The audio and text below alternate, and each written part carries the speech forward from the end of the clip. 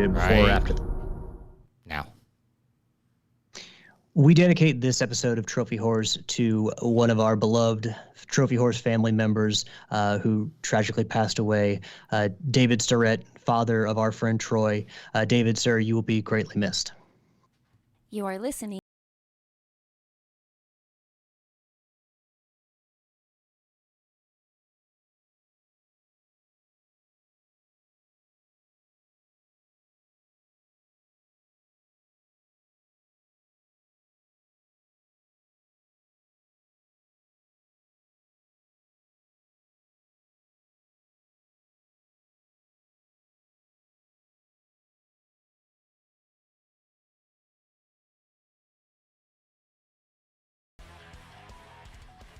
Hello, everybody, and welcome to Trophy Wars. This is episode 580. I'm your host, Tricky Mick. Yes, I'm back this week. With me is the man, the myth, and the legend. It's Alex. The country's long nightmare is finally looks like it's about to be over. We'll get more into that later. But yeah, it's a good thing you did come back. Otherwise, it's just me talking to myself, and that's boring. Yeah, unfortunately, we don't have Yield this week. And every guest that I tried to get on because of our topic of the week, they either were busy or celebrating birthdays or doing other stuff, so they couldn't be with us today. So it is October's what started the cold season, about 9 months. Yeah, people want to stay inside for their recreational activities. So I'm trying to update the trophies because Yield's not here. So Excuse me. So there's been some smart ass comments in the chats about whether or not I was going to be on tonight's show or not. Yes, I'm here. Showed up to his real job. What are you saying, that what I do for outside is not a real job? No, I think the sanitation departments around the country and worldwide perform a vital service, because if people aren't here to collect trash and recycling, then we are fucked as a society. But as far as the New York sanitation's department, I don't question them. I question you and what you do, Mr. PlayStation controller in your hand instead of Okay, driving a truck or doing anything like that. Can we finally just clear the air? Because I know you guys bust my chops, but I'm sure through listeners, they probably don't fully understand that it's not as black and white as you guys make it out to be. Yeah. I don't know, man. I've seen pictures from your work where you're bragging about playing PlayStation at work or pulling your PlayStation out of your work locker. Seems pretty cut and dry to me. Yeah. Okay. So let's be clear here. Do I have an opportunity to play PlayStation at work? Yes, that does happen. But it's not like I go to work and that's all I do. I actually do a job, but with the freedoms I have with my job and how quick I can get done with my job, I have a lot of downtime. And in that downtime is when I'm playing PlayStation. What you guys see with the pictures and stuff like that is on what we call a premium day, which is like our day off or our Sunday or a holiday, and which I'm doing a security detail, which I have no other obligations to do that day other than sit in an office and just secure an area. And that's where I play most of my PlayStation. On an average day, I don't bring my PlayStation to work. Well, it's already there. You have a work PlayStation. We've talked about this before. I have a work PS4. I don't have a work PS5 right now. Oh, yeah. Okay. You're slumming it with the rest of us. No work PS5 to go along with your bathroom PS5 and your house PS5. I have one in the office. I have one in my living room. I have one in my bathroom, and I have one in my bedroom. Some people don't have one, sir. And Sweet Mama D wants one in her room. I would tell you to take one out of the one out of the bathroom and give it to her, but that's just not sanitary. Yeah, well, just for the record, it's up on the wall. It's not anywhere near anything unsanitary. Although, I don't know, I just saw a recent thing. Do you? Let me ask you this: after you go to the bathroom, after you take a piss in the bathroom, do you close the lid before you flush? No, I'm not working with like jet engine toilets here at my house like they have at like businesses or schools or stuff where people just throw an ass amount of things in there to clog it up real easily. I have normal residential toilets, so they don't splash about. Yes, they do. I just watched a video. Anybody, you or the listeners can go Google it on YouTube. They did a residential bathroom, and they turned on the black light and whatnot, and they showed how much urine splatter is all over bathrooms after a flush. And it is a lot. They say that you're supposed to close the lid to avoid that splatter in your bathroom.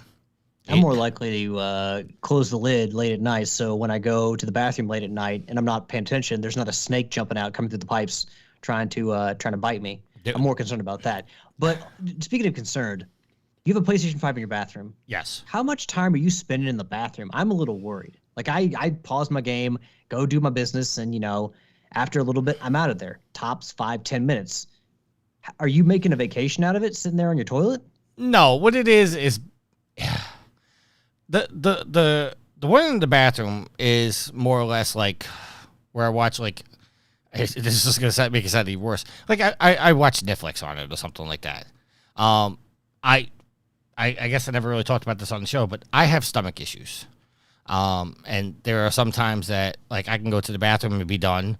And there's other times I'm in the bathroom and I don't know if you've ever had this, like when you have the bubble guts, but I often I'll go to the bathroom. I'll feel like I'm done.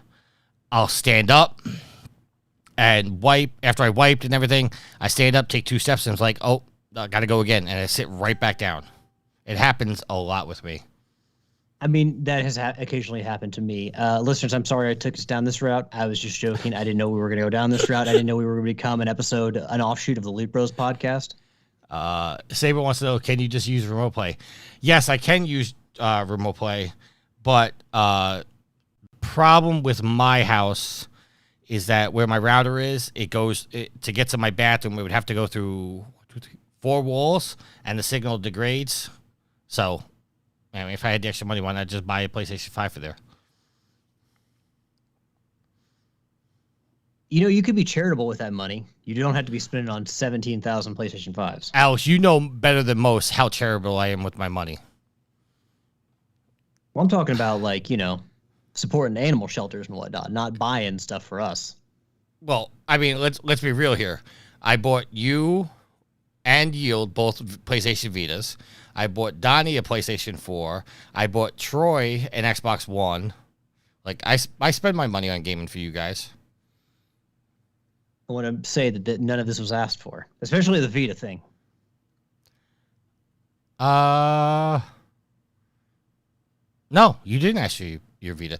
Yield got his Vita through, deep, dark Trophy Horse history.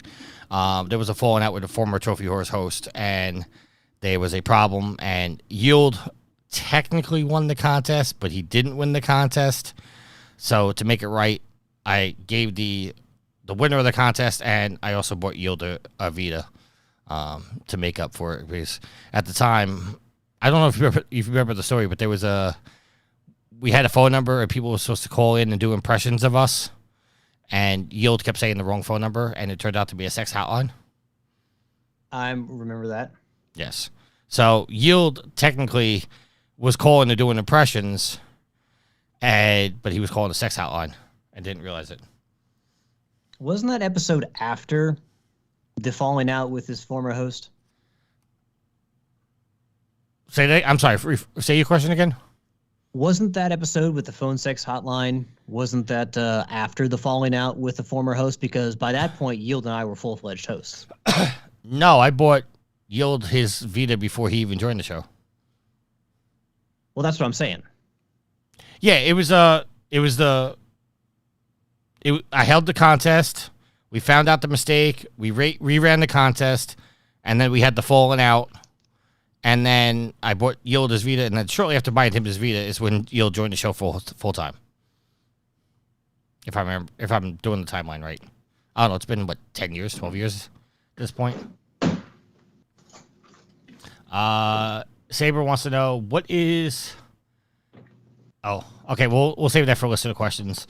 But he wants to give a shout-out to JP and Ender Madicon. Okay. Madicon is the Decepticon version of our friend Matt Cornelli.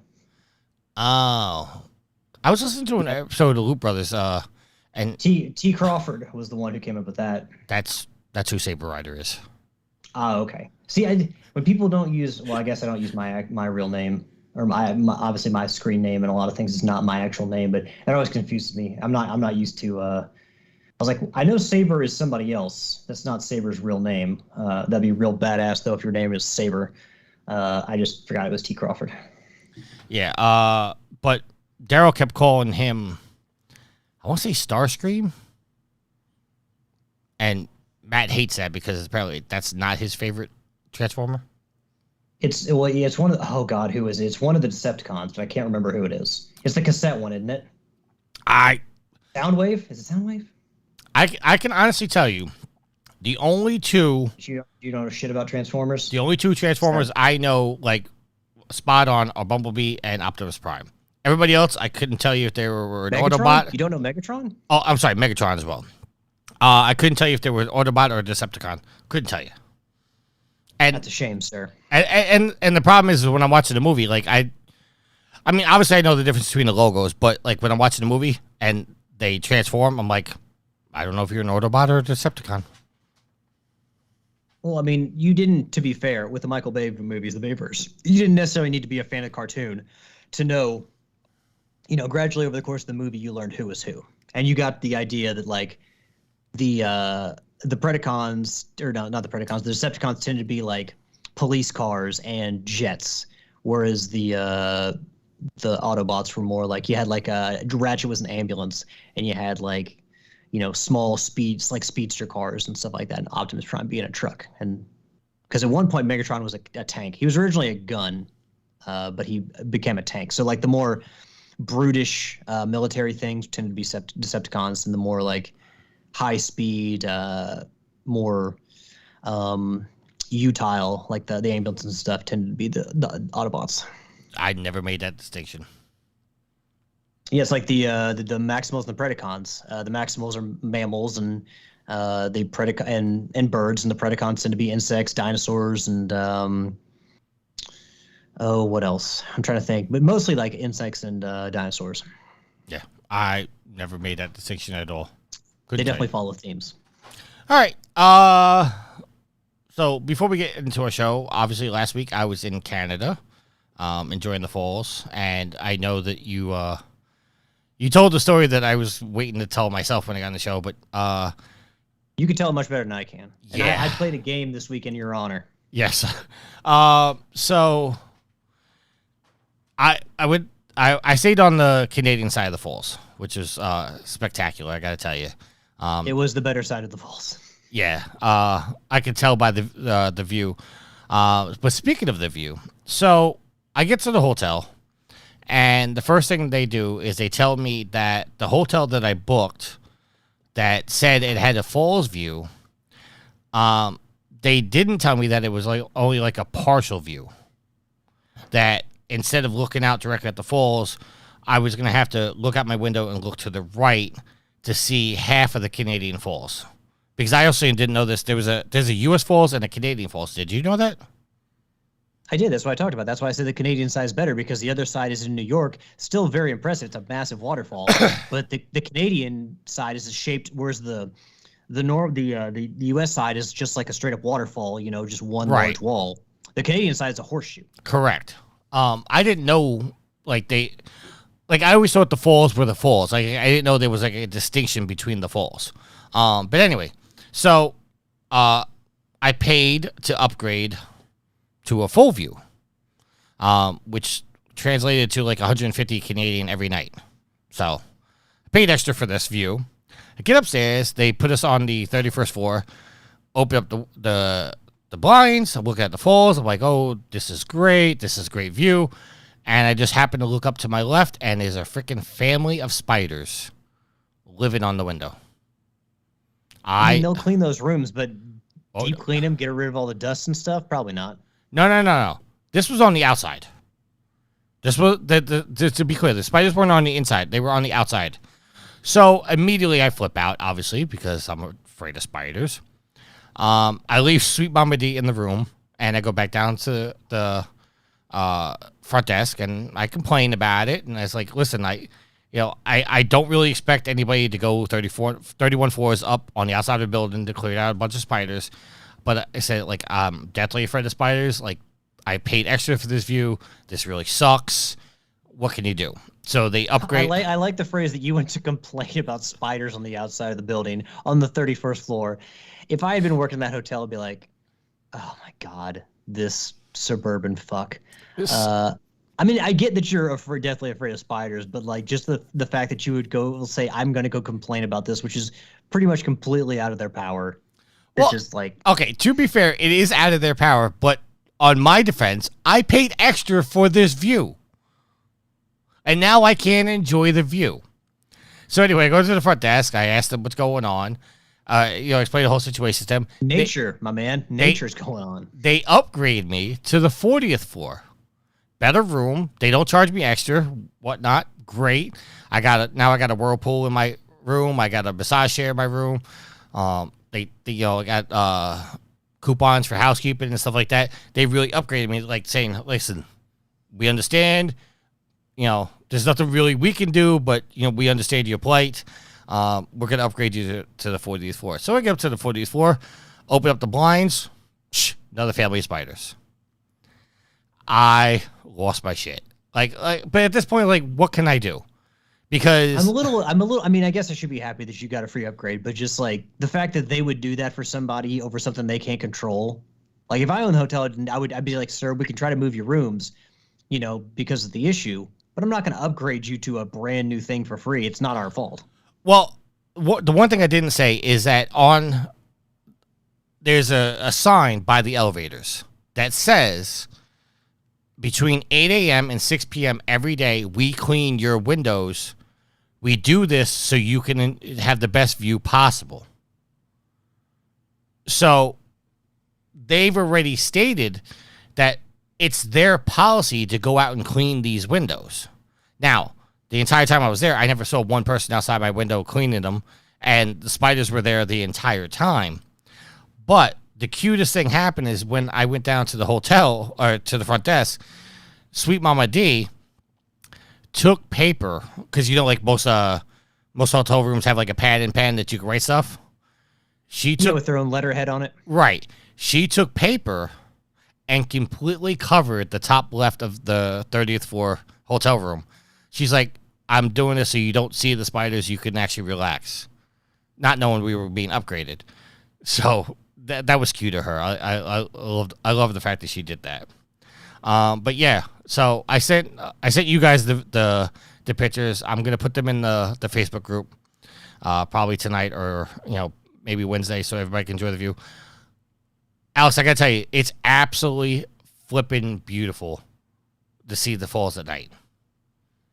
My dad took us up there, so I've seen the falls on both sides, and gorgeous. I've never seen it at night though. I'm assuming it's all lit up, and they put all kinds of special lighting there as part of an added attraction. Yeah, and every night at 10 o'clock they do a fireworks show, and from my room I was literally on top of the fireworks. That's how high I was up. But yeah, but I gotta tell you, another thing about my trip is that conversion rate. It kind of got me a couple of times because, like I told you, it was 150 Canadian. In reality, that was only probably like $97 extra. So like I think I'm spending extra money, but I'm not spending as much money. But then as I do it, my bank, which I guess I didn't really look into this, my bank does a conversion rate. Like they charge me to convert my money from U.S. to Canadian, which I thought was weird because wouldn't the bank? Well, they'll charge you to use withdraw money from a third party, machine like an ATM here in the U.S. So yeah, of course they're going to charge you for a conversion rate instead of you go into some office and actually taking out money, be like, hey, I have $1,000 of U.S. Can I trade this in for however much Canadian money? So if you having to do that, yeah, they're going to convert. They're going to charge you to convert it. I can understand if I was doing that with cash, but digital banks are all digital now. Like, I didn't think they could really do that. When you pull money out of an ATM, they charge you $3.50, $4 sometimes. So they charge you to do that in the U.S. Yeah, we're talking about international money where they're having to convert it. Like, you don't think they're going to charge you extra for that? Not if they have banks in both countries.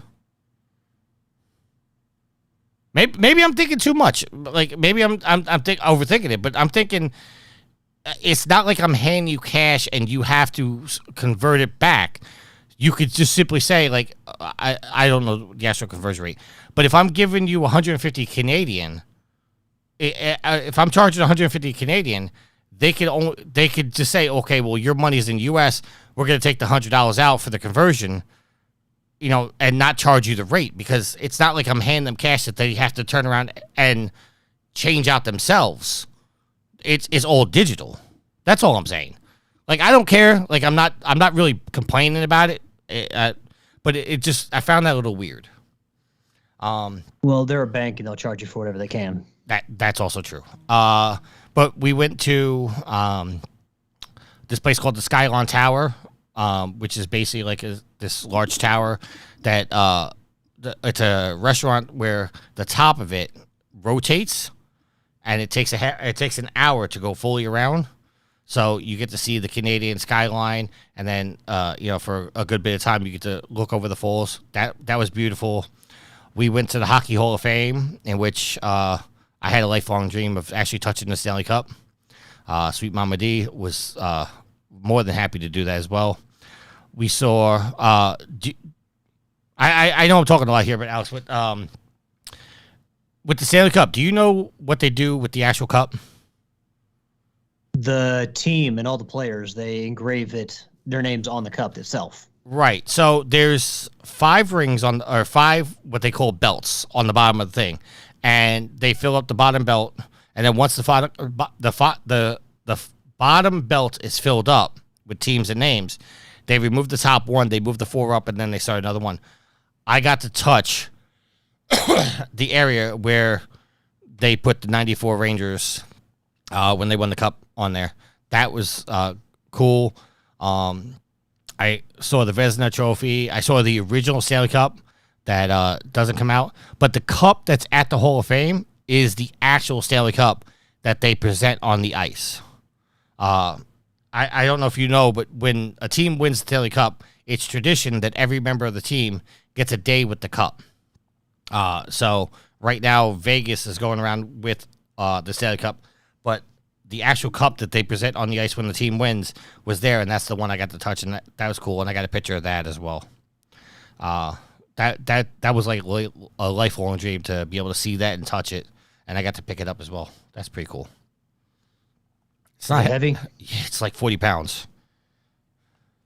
That's not that bad. It's like a box of bananas at work.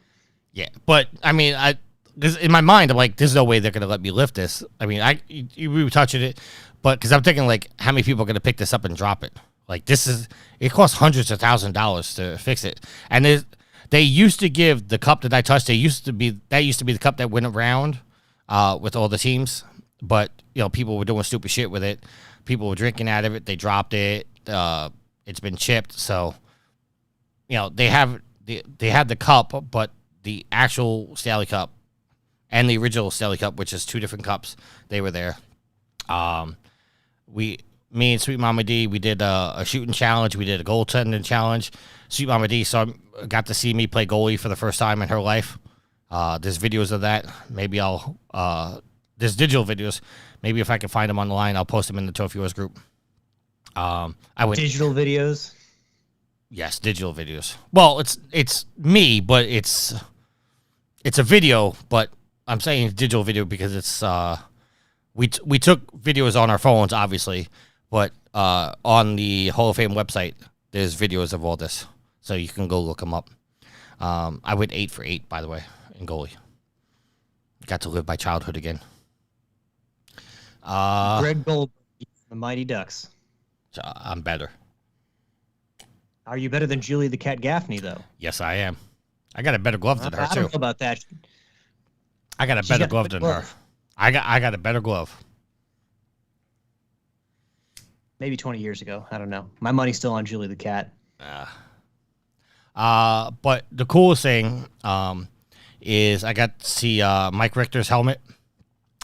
His actual helmet from when he played with the Rangers when they won the Stanley Cup. His helmet was there. That was another great moment for me because it's like I grew up idolizing Mike Richter. That's one of the reasons why I wanted to play goalie and whatnot. So, but to see his helmet there, that was freaking cool, man. I can't explain to you how cool that was. And then we went to a water park, and we did some other things. Sweet Mama D got to enjoy an A&W store. Do you guys have A&W stores out in Kentucky?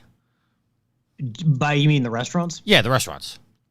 We do. I mean, we've had I think A&W is part of Yum Brands, right? I have no idea. Well, Yum Brands is headquartered here in Louisville, so we do have A&Ws around, or at least we used to. I don't know if they're still about, but they used to be was it A&W Long John Silver's combo stores or something like that, where one side would be an A&W, the other side would be a Long John Silver's, and they'd be connected. So it's like one building, but there's 2 restaurants inside. Yeah, well, we had an A&W literally right down the street from my house. That went out of business over 10 years ago. But I took Sweet Mama D to an A&W, and I got her an actual A&W root beer float. I changed that girl's life right there. She doesn't want any other root beer floats unless it's an A&W one. It's overall a pretty cool time. I think she wants to go back next year because there was a lot more stuff to do. And there's also a restaurant called My Cousin Vinny's, which is owned by Joe Pesci and Marissa Tomei. We didn't get a chance to go because we were booked up on other places, but she didn't. Sweet Mama D didn't understand why I was laughing so hard when I saw the restaurant, and then I told her we got to watch the movie, and she turned to me and goes, "I don't want to watch your old movies, Dad." I'm like, "You got to watch My Cousin Vinny. That's one of the classic movies out there." You know what's a ute, Alex? A ute? A ute. What's a ute? I've heard this line before, but I can't remember what the response is. It's the New York way of saying youth. So Sweet Mama D would be the ute. Yes, but there's a line in the movie where Joe Pesci's he's in court and he's going to this. Did you actually witness the two utes coming out of the store? And the judge goes, "I'm sorry, what's a ute?" And Joe Pesci goes, "I'm sorry, Your Honor, youths." He overpronounces it just to piss the judge off because the judge's picking on his accent. Great movie. Anyway, how about we get into the actual show, Alex? How about that? Sure. I mean, we're still in the official show right now, but it's just it's just story time with Tricky. Yeah, somebody also pointed this out. I don't get to talk that much on the show because I come on, I announce the topics, I read the articles, and then I basically shut up. And I let you and Yield go at it. Well, mostly Yield. Sometimes we have to be like, Tricky, what's your opinion? Yeah, I know. All right, so our updated trophy count. I am level 876, total trophies of 28,283 with 776 platinums. I got 4 of them, but we don't have to talk about them. Alex? You mind reading mine out, Tricky? I don't. My phone, for the purposes of not having static issues with my microphone, I put my phone away, so I don't have it in front of me. You are level 481, total trophies of 8,867 with 147 platinums and 146 games. Yield is level 500. Wait, that's not. I thought I had 149. All right, now hold on. I gotta double check this. I got my phone. I didn't update yours because I figured you were gonna read them. So so it's very possible.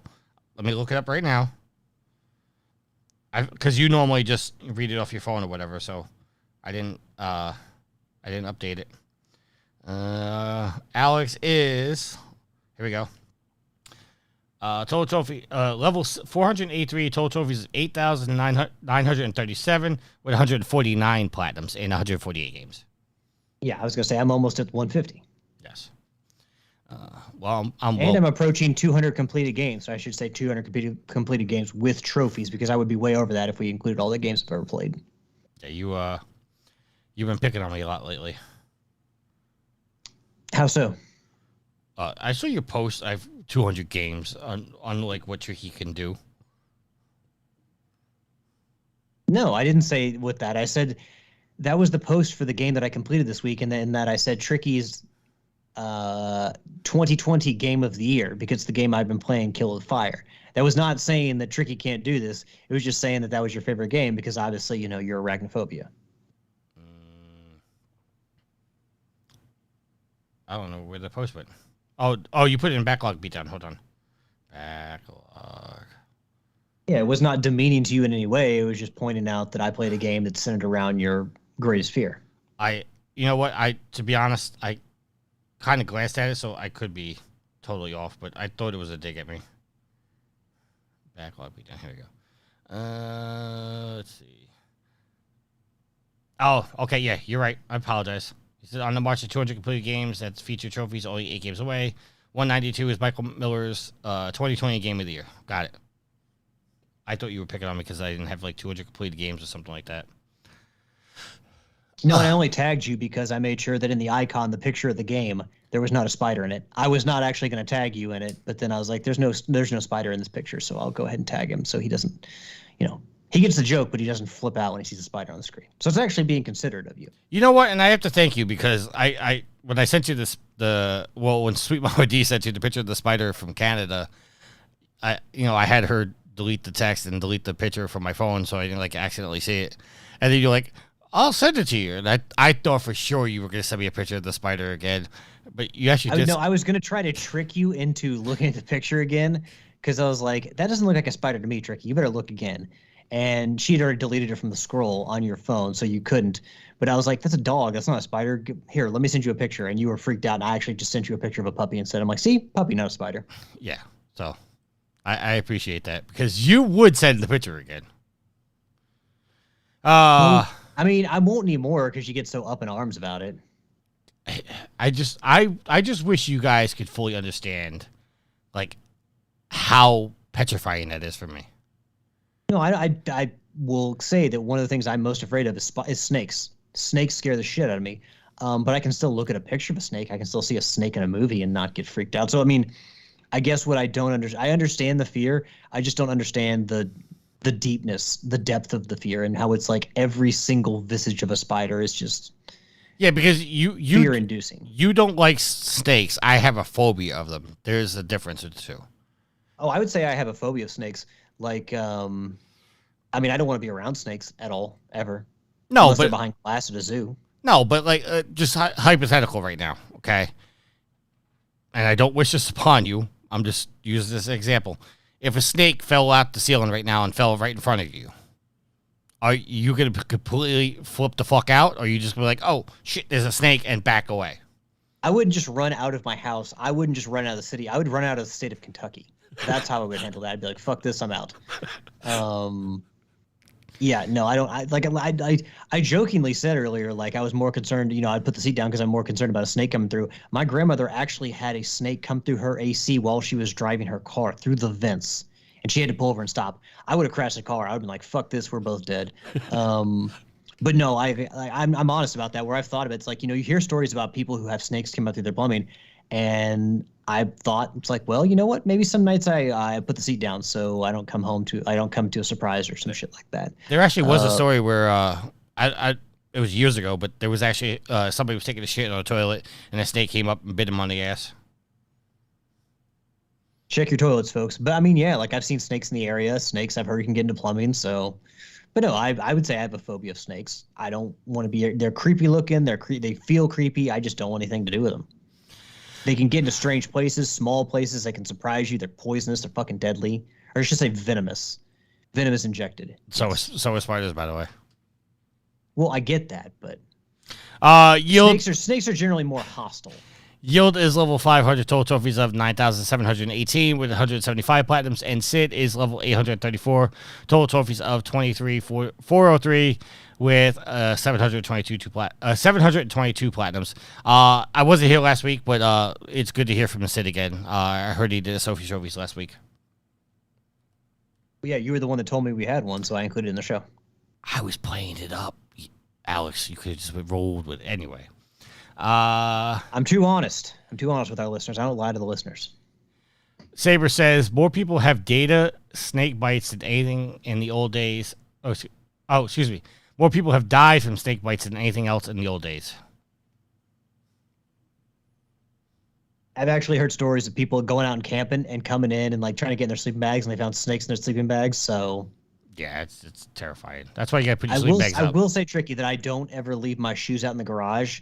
Because, spiders spiders can get in your house anywhere. But in the garage, I'm a little bit more paranoid, so I don't leave my shoes out there because I don't want spiders, climbing in there, and then I put my foot in and bite me.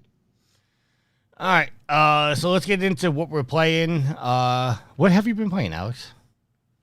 Well, nothing about spider. I guess I have been playing something about phobias with Kill It With Fire. So. Nothing fancy about this game. It was on sale for $4. It looked fun. No platinum trophy, just 21 bronze trophies. Got me some points in the annual rarity event, but I didn't really think about that much because I didn't really care. I was like, this game looks fun. It's on sale, and I'm going to play it. First person, perspective, and essentially you go around each location and you just find all the spiders, or you have to kill a certain number of spiders before you can leave, and there's different objectives you can do within the level along the way to finish everything out. So, they give you crazy weapons like flamethrowers and rocket launchers and laser swords, and they give you a lawnmower at one point. You get a hedge trimmer, on top of like a silence pistol, a shotgun. So like you're throwing Molotov cocktails in the house. It's just nuts. It's just a fun game. There's all different kinds of spiders, from radioactive to jumping spiders to queen spiders, which when you kill them, they spit out little baby spiders that you got to kill. So, it's just a fun game. I really enjoyed it. not difficult in any way. Just going around killing spiders that are hidden in the area. It's a lot of fun. And at some point, you unlock an upgrade called cargo pants, and you can equip those, and you essentially have unlimited ammo. So when you're going through an area, you can have a rocket launcher out and just unlimited ammo, just annihilate everything within seconds. So, but no, it's a very fun game. So it's called Kill with Fire, released in 2020. Just a short little game, but still a lot of fun. I do not know if it's still on sale, but like I said, the Game of the Year edition, which comes with like holiday themed extra like objectives for Halloween and Christmas, is on sale for $4 on the PlayStation Network, as far as I know right now. So if you did listen to last week's episode, or you were kind of holding off to buy it, maybe check it out, see if it's still on sale, because it is a lot of fun and definitely worth $4. Other than that, played some Rocket League with Yield and Nitro and Gareth on Thursday. Always a momentous occasion we get Gareth, since Gareth is across the pond, and late into the night he can't stay up as late as we can. So, or he has stayed up later than we have. It's just he can't always go to the end with us, since we're so further behind in the time zones. And last but not least, I've gone back to a game called Star Wall, which was on PlayStation Plus years ago. It was a PS3, PS4 game. Trying to get I started off at 31% trophies, and just trying to earn my way up to 100%. Lots of ultra rare trophies in this. Pretty much all of them are ultra rares, or at least most of them. And so I'm getting points for myself in the annual rarity event, and I'm getting up to trying to get up to 100% to get myself closer to 89% completion as far as my trophies go. I would not recommend. Game's kind of fun, but also it has really weird physics and really weird mechanics, to where it's Star Wall. It's like you're a narwhal in space, and you're trying to battle against others in like a free for all to stat. Like everyone's got their exposed heart on the underside of their stomach or on their chest, and you basically have to go around and eliminate the other players by stabbing their hearts, either by stocks, number of lives, or who can get to like 10 stabs in however amount of time. So the game is fun, but the trophies are super grindy, like miserably grindy. But I'm willing to kind of go for it here, since I can just kind of mindlessly play it by watching some TV. So for trophy hunters, I wouldn't necessarily recommend it. And the physics are a little weird. You got to get used to the fact that the point of the narwhal's nose is really what balances you. And once you get that, you can kind of move around a lot easier. But for trophy hunters, stay away. It's super grindy, but just kind of a fun, unique game that we've all had probably in our libraries for a long time if you've never played it. So yeah, I'm looking at the trophies right now. It's play 1,000 rounds of versus. It's a lot. Yeah. It's a lot. And what's even more frustrating is they don't have any stats to tell you how many games you've played. Like, I do appreciate trophy tracking like that, where it tells you how close you are to doing something, because there's other things like shatter 1,000 blocks of ice, or stuff like that. Get stabbed 3,000 hearts in like classic mode. So it's just everything is super grindy, or at least almost everything besides the challenges are super grindy. And to be fair, the PS3 version and even the PS4 version are kind of buggy. So a lot of times they wouldn't necessarily save your progress. It's like the I don't want to say kills, but when you're stabbing a heart, some rounds wouldn't, because this recording of the stats is kind of bugged. It wouldn't always record everything, so you would kind of lose progress. So a lot of people just said, fuck this game, and stop playing it, which is why there's a lot of ultra rares, and why, unlike other games that have ultra rares and degrade, this game's not going to degrade at all. 'Cause God help anybody besides myself who goes back and plays this. Well, according to PSN profiles, you and somebody else are the only people playing this game right now. There's only two recent players. Yeah, no, I'm surprised there's another person playing. Because again, this game, I first played in 2018. And 5 years from now, like, I'm surprised there's anyone besides me still playing. Because like I said, I'm just mopping up trophies and trying to get ultra rares. Although I did pop 3 ultra rares last night, which is nice. So yeah, the game came out in 2015. Yeah, I guess I had saved it. I guess I had downloaded it or added it to my library, and then one of Ashley's kids just unknowingly started the game on my PS4 and was just trying it out and earned me a trophy. And I'm like, oh god damn it, I got to get all these trophies now. So somebody earned your trophy on your account. I mean, I admitted it. I let the kid play, and he accidentally got me a trophy because I wasn't thinking about it. And what trophy was it? What am I going to do? Be like, no, you can't play the PlayStation. Get out of here, kid. What trophy was it? It was like obviously one of the introductory ones on the game. It wasn't anything big. It's the first one I got. If you want to go back and look on PlayStation profiles, I'm looking right now. You got one for shatter 100 blocks of ice. You got that today. That was last night. I just got that last night. Play 100 rounds of Versus. I'm pretty sure I got that last night too. And Stabby Stab Stab. You got last night. I got that last night too. You're gonna have to go back to 2018, Tricky. You can't read these most recent ones. Well, no, you said that they did start it up and accidentally got you a trophy, so I'm assuming that's recent. No, the first time I played this game was in 2018. Oh, the very first. You're saying they accidentally got you the very first trophy? Yeah. Oh, okay. Hold on. That would be May 17th at 7:45. 44. Hold on. I'm looking. Got to find out.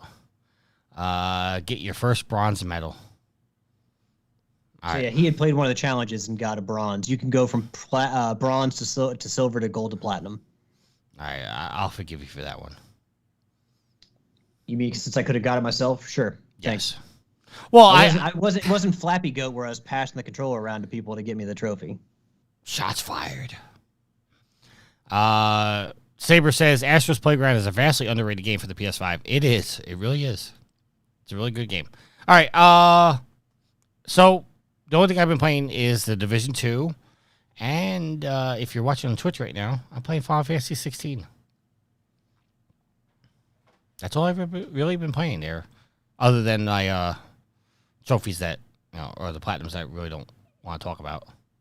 Well, there was some confusion over Stranded Deep because...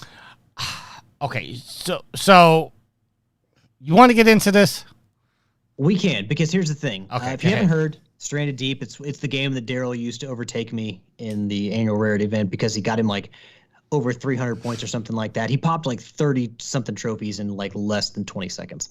Because there's a glitch with the game where if you join somebody's game co-op where they have all the trophies in the platinum, you will immediately, once you join their game, you will immediately pop all the trophies and you'll get a free platinum. And it was a game that was free for Plus. So, yeah, the rarity of these trophies has dropped since Daryl first got that. So some of that's decayed. But when I went to look, and because I've been intermittently just checking to see how far they'll drop, I did see one of the recent earners at one point, and I even shared a picture on the Trophy Hunters Facebook page, was Tricky Mick. Now, I will say that this person had an Ellie avatar with their name, which I'm like, well, Tricky loves The Last of Us, so of course it's gonna be Tricky. And I don't even think that someone can have the name Tricky Mick on PlayStation Network. They would prevent you from having two of the same name. So now I will say that Tricky's avatar is not actually the Ellie one. It actually is. It is? Yes. Well, was it the Division before? It was a custom Division picture, yes.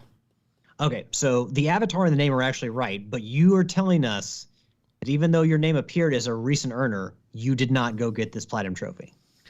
Okay, so for the record, I did not lie to you. Okay? Oh, you did go get it, you son of a bitch. Hold on. So I didn't lie to you. Okay? But I misled you on a technicality. Oh, you made it seem like I was crazy, and over here you were. All right, so if you notice in your picture, okay, it shows the PSN Profiles recent earners for the North American version. Yes. I did not have that platinum at that time. It was a glitch because I had gotten the EU version of it. And for some reason, my name was showing up on the North American version, not the EU version. So, I didn't lie to you, but I also wasn't very forthcoming with you as well. Because you did get the platinum trophy in that game by the same means, I'm assuming. Yes, I absolutely did it. But I did it on the EU version, but you were showing me the North American leaderboard, in which I did not get it at that time. I have it now. Okay. Well, good. Drive down those numbers, those rarity numbers. Well, here's the thing. I just looked up Daryl. The platinum is a 5.25 very rare right now. It started as an ultra rare. There are no more ultra rare. That game had a bunch of ultra rare trophies, which is why Daryl got so many points the past week. Right. There's no ultra rares left. They're all very rare now because people are driving up the percentage. Oh yeah, there's no more ultra rares. There's only very, very rares. But yes. And as far as I know, I haven't seen anything about the developer going to fix this. No, because this game came out 3 years ago. It came out, 2020, yeah. So I'm sure the developer's like, you know what? We're not even going to mess with this. Go hog wild, folks. Yeah. And I'm trying to obtain the Japanese version of it, but I don't have an account with a Japanese PlayStation Plus because I refuse to pay for it. The EU version is not rare at all, right? Like most of the people that have played that one have completed it, right? Or was that the Japanese one? Okay, let me look up the EU version. EU version right now is a 5.31 very rare. And the Japanese version is 11.25 rare. So the Japanese version is actually more popular. Well, also, maybe not more popular, just because there's over like 700,000 people who've played the North American version or who own it and who are registered on PSN profiles. It's just probably that a smaller group of people have played the Japanese version, and then just more of them have gotten the trophy, the platinum trophy. Yeah, according to PSN profiles, there's 80 game owners on the Japanese version. EU version, there's 94,774. And on the North American version, there is 78,000. Oh, okay. I put an extra decimal in there, or I slid the decimal over one. But yeah, hey Rick, he's looking tricky. He's trying to get essentially like 700 points out of this game. So you better go do your thing. Hey, it is what it is. I may be in the top 5 already. Just saying. You were more than 1,000 behind me, so. Yeah, but you're counting one game. I've also been playing other games. You just said 4 platinums that you didn't want to talk about, so clearly they're all commons. No. You're telling me games that you don't want to talk about spam have more than commons.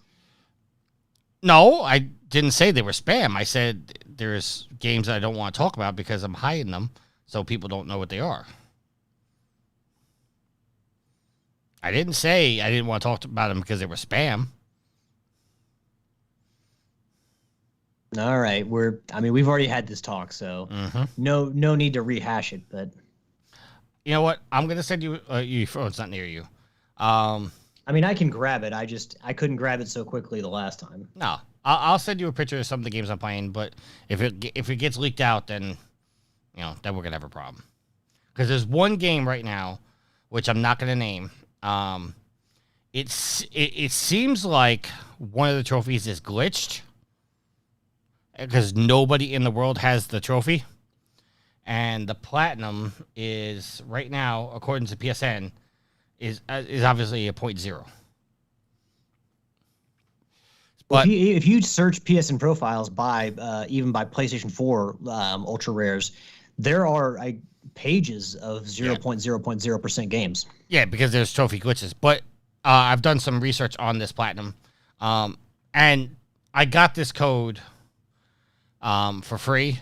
Somebody, one of the PR companies, they wanted to be nice and just give out codes for games, and they gave me this code, and I've done some research on the game, whatnot, because I was probably going to do a review for it, and then I found out one of the trophies is glitched, and from what I'm doing the research on is there's people saying that it's glitched, and there's people saying that it's not glitched. It's just you haven't found all the requirements to get it, and you have to play the game multiple times, and other people, because the game's hard as balls. It's almost like Dark Souls hard. Well, that's the thing, is it's probably a game that doesn't have a trophy guide. No. Well, no, it has a trophy guide, but if you look on the trophy guide, it says this trophy's glitched. And I don't know when the game came out. Let me look it up. Because if I'm assuming that it's probably a couple of years old if they give it away for free. The game came out in. Oh, I apologize. It came out Valentine's Day this year, so it's not that old. So they may go out and patch this if it actually is glitched. Yeah, I mean, look, if whoever wants to go out and get the Deep Stranded platinums that way, that's That's cool. If that's what it takes to win a competition, then I'm just not going to do it. I don't care. You can pass me tricky, but if that's the way people are going to do things and get points, I'm just not willing to do that. So y'all can pass me. I did get a text message from a friend of mine. Trying to find it real quick. He was upset that. Oh, it was a Reeby? Yeah. Oh, did he put it on Facebook? Because he commented on Facebook. Yeah. But he sent me a. Where is it now? Because I texted him to be funny. Oh God, I got fat fingers.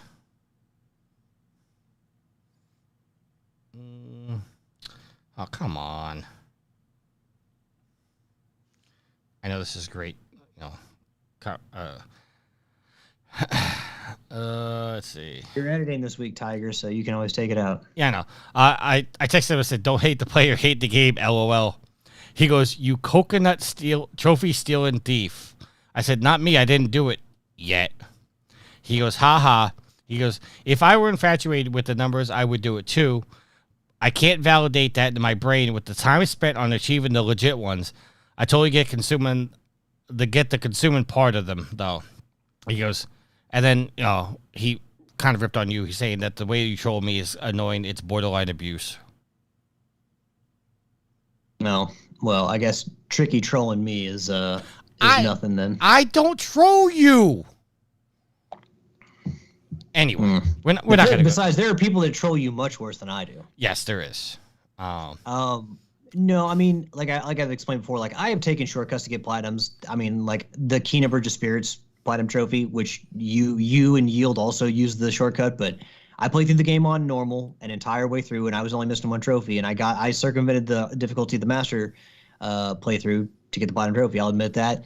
I played most of the games in the Cowabunga collection, but there was one that I specifically watched all the way through, used the watch command, and basically just sped to the end because the game's garbage. So yeah, have I circumvented some platinum trophies? Sure. Everybody has.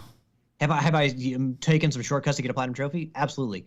But I've never skipped an entire game just to get a platinum trophy, and it ain't gonna start now.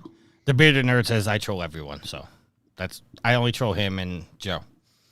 All right, so let's get in. You also troll Daryl. You probably troll Daryl more than anybody else. Okay, yes, I troll Daryl, but I don't troll him to be like mean. Like we just bust each other's chops. Do you think I troll you to be mean? Yes. Oh, please get out of here. I think you do. The last time I trolled you was when you were at the Hockey Hall of Fame with Stu Mama D, and I mentioned you buying Islanders jerseys. How's that harmful in any way? Because that's like me I don't even know who the rival of Kentucky is. Who's the rival of Kentucky? The Louisville Cardinals. Okay. That's like me sharing a moment, or you sharing a moment with like that you've looked forward to your whole time, and then we turn around and say, "Did you buy any Cardinals gear?" I wouldn't care, and I certainly wouldn't deem it abusive. My God, are you all? He said Adam Page and he said borderline abuse. He said borderline abuse. No, he needs to recalibrate his definition of abuse. All right, so let's get into our topics here. PlayStation Plus game catalog and classics for July have been announced. We're going to be getting It Takes Two for the 4 and the 5. You got the platinum in that game. Yes, Ashley and I got the platinum in that game. Very good. If you can find somebody to play with, everybody should play that game. I'm working through that with Sweet Mama D, but we're gonna have to go back because I know we missed a couple of the mini games or some stuff, so we have to go back through it. We can definitely do that. We just gotta find the time. We're getting Sniper Elite for the 4 and the 5. Sniper Elite 5 for the 4 and the 5. Snow Runner for the 4 and the 5. World War Z for the 4 and 5. I think World War Z, if I'm not mistaken, was the start of the Battle Royale craze. I might think of another game. I don't know. How old is that game then? I don't know. I you know what? I'm probably thinking of the wrong game because it says this is a co-op third-person shooter. No, there was a game before PUBG that started the whole Battle Royale craze. Maybe our chat will know. Anybody in the chat knows what game actually started the... Oh, I'm sorry. H1Z1. That's the one I was thinking of. Sorry. H1Z1 is the one that started the Battle Royale craze. Okay. We're also getting the Ascent from the 4 and the 5. Oh, by the way, Dex Pack, I see you in the chat. Thank you. Brader Nerd, I see you. Saber, I see you. Dex Pack is one of our fans from the Facebook group. I always forget what your real name is. And you know what? I'm not even going to say your real name because I don't have your permission. But I always forget what your name is.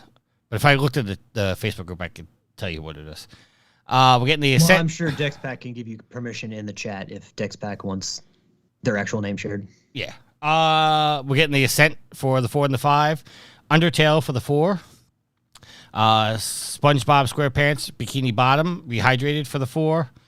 Melty Blood for the 4. Dismantle for the 4 and the 5. Circus Electrique for the 4. Dynasty Warriors 9 for the 4.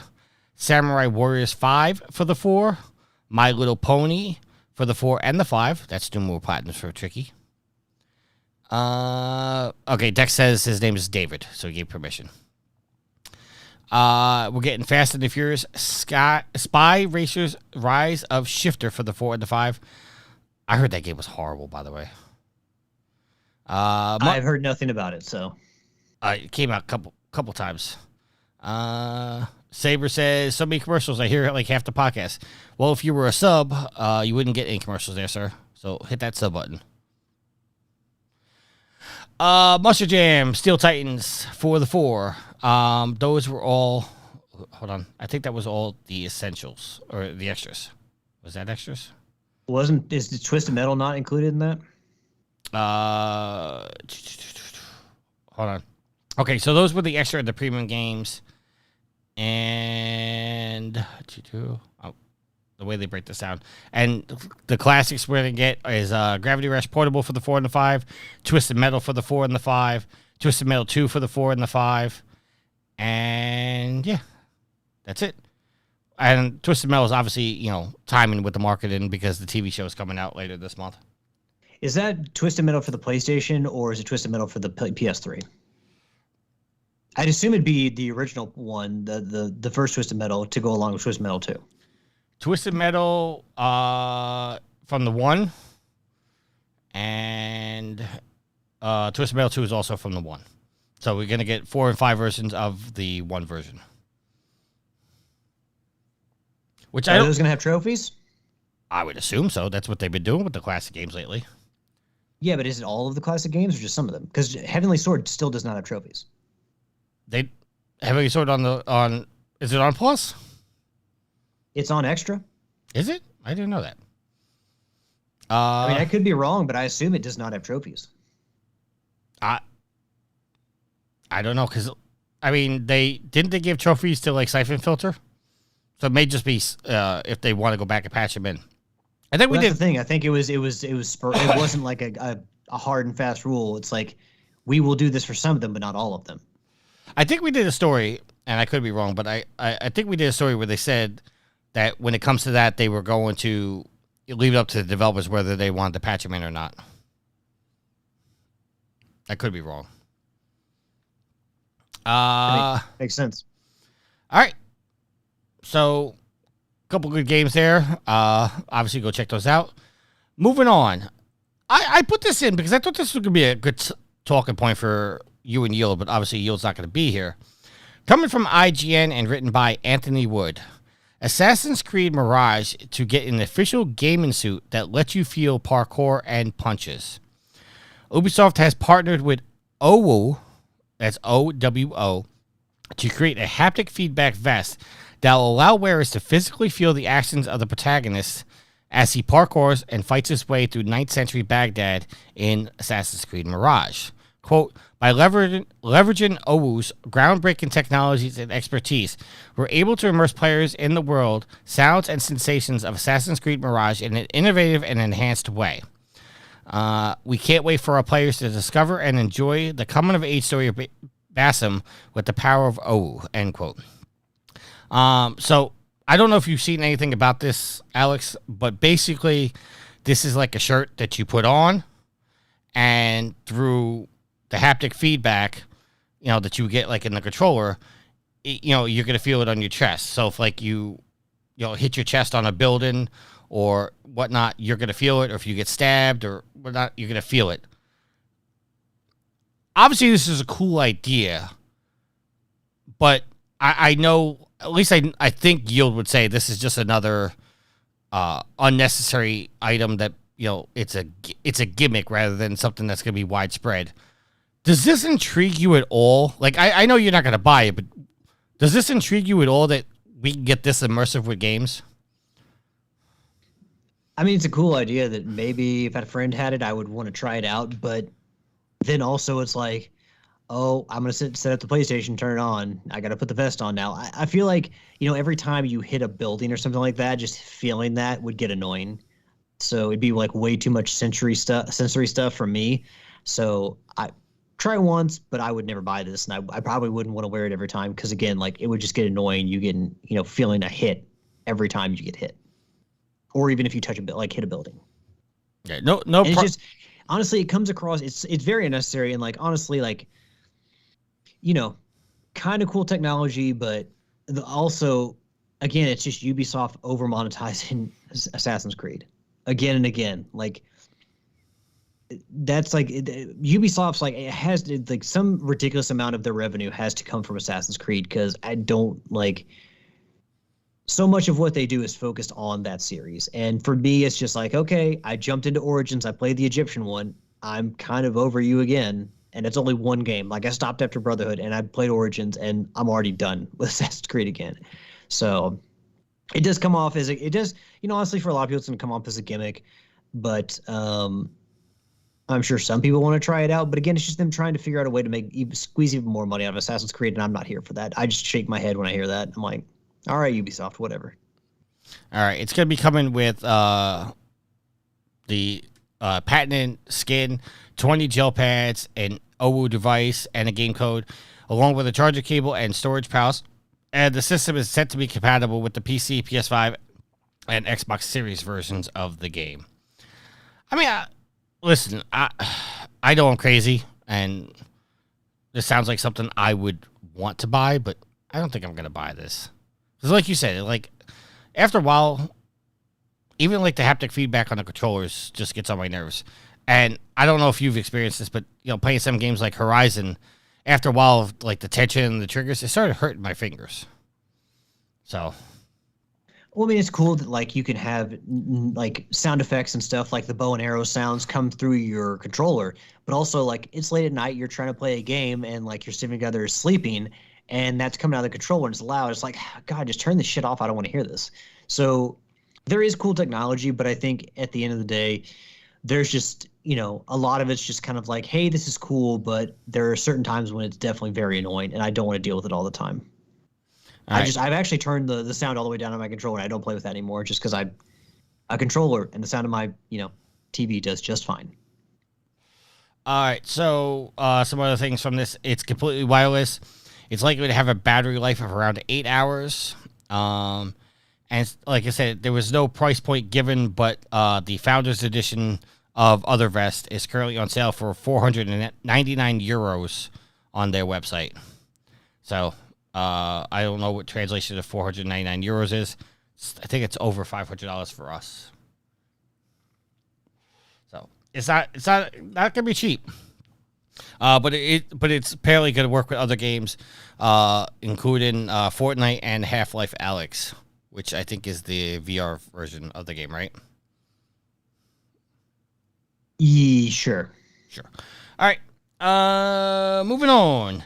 PlayStation is officially releasing their accessibility controller. This is coming from IGN and written by Logan Plant. Sony has revealed that the PlayStation 5's accessibility controller Access will launch on December 6th for $90 with pre-orders kicking off on July 21st. Detailed on the PlayStation blog, Sony explained the Access controller allows players to create up to 30 controller profiles that will include stick settings, toggle commands, disabling buttons entirely to prevent accidental presses, The Access controller comes with 4 expansion points, 19 button caps, 3 stick caps, and 23 button cap tags. Players can also pair up to 2 Access controllers and 1 DualSense to customize their setups even further. And PlayStation has revealed a features trailer on their website. Players in the United States, UK, France, Germany, Belgium, Luxembourg, Netherlands, Italy, Spain, Austria, and Portugal can pre-order through PlayStation Direct, while select retailers will have the controller on the same day worldwide. This is pretty cool. I don't know if this would be a benefit for anybody other than people that need it. And I'm saying that not to be like a dick, but like saying like there's no reason for like me or you to go buy it is what I'm trying to point out. I mean, Sony seems to be one of the companies leading the charge when it comes to accessibility in video games, adding the features into their biggest games, and now having this controller. So yeah, good for Sony for doing that.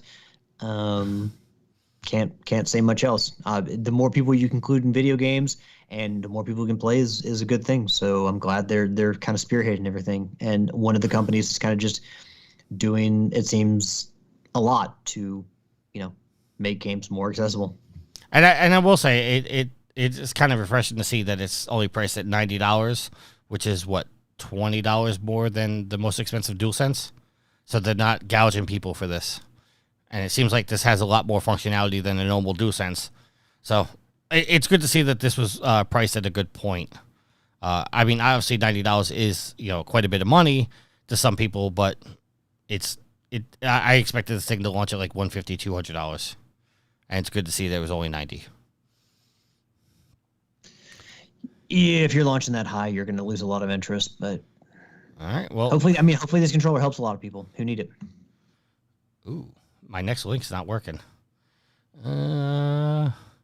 Did you, suss this link yourself?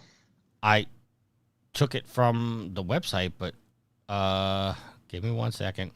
I just got to do a quick Google search, and I'll find it again. I probably just posted a bad link. Oh,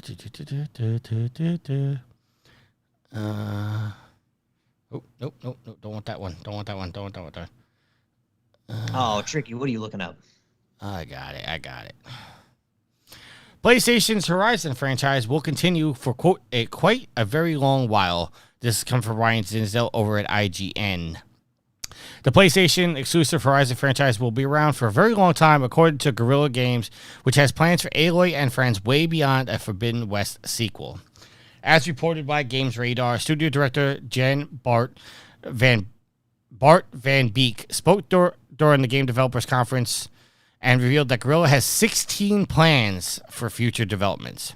Quote, "We're going to be continuing it for a very long time. As people probably already know, we're also going to be working on a multiplayer game, something that's a massive shift for the studio." Oh, God, I hate when ads just pop up.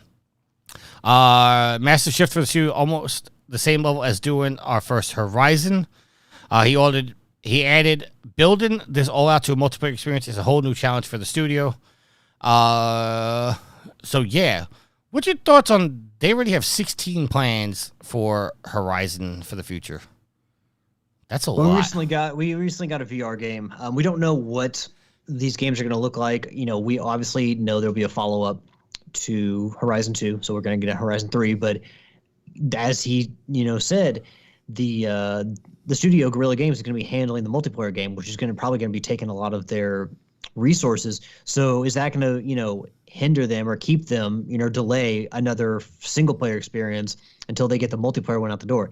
Because Sony obviously has purchased a number of multiplayer studios who are all working on their own projects. So like with Naughty Dog and The Last of Us multiplayer, how many resources should be used on that, or are all of them being used on that? And then you get, a single player game after that game comes out. Yeah, I mean, we don't know what these projects are. Are they all going to be like Horizon Forbidden West and Horizon Zero Dawn? Probably not. They're probably going to give us another Horizon VR game. They're probably going to give us, maybe they have more multiplayer plans based on the success of the first multiplayer game. Who knows? But it's not surprising. They're what is it? Horizon TV show? Yes, that's coming out. Yes, there's Horizon 2074.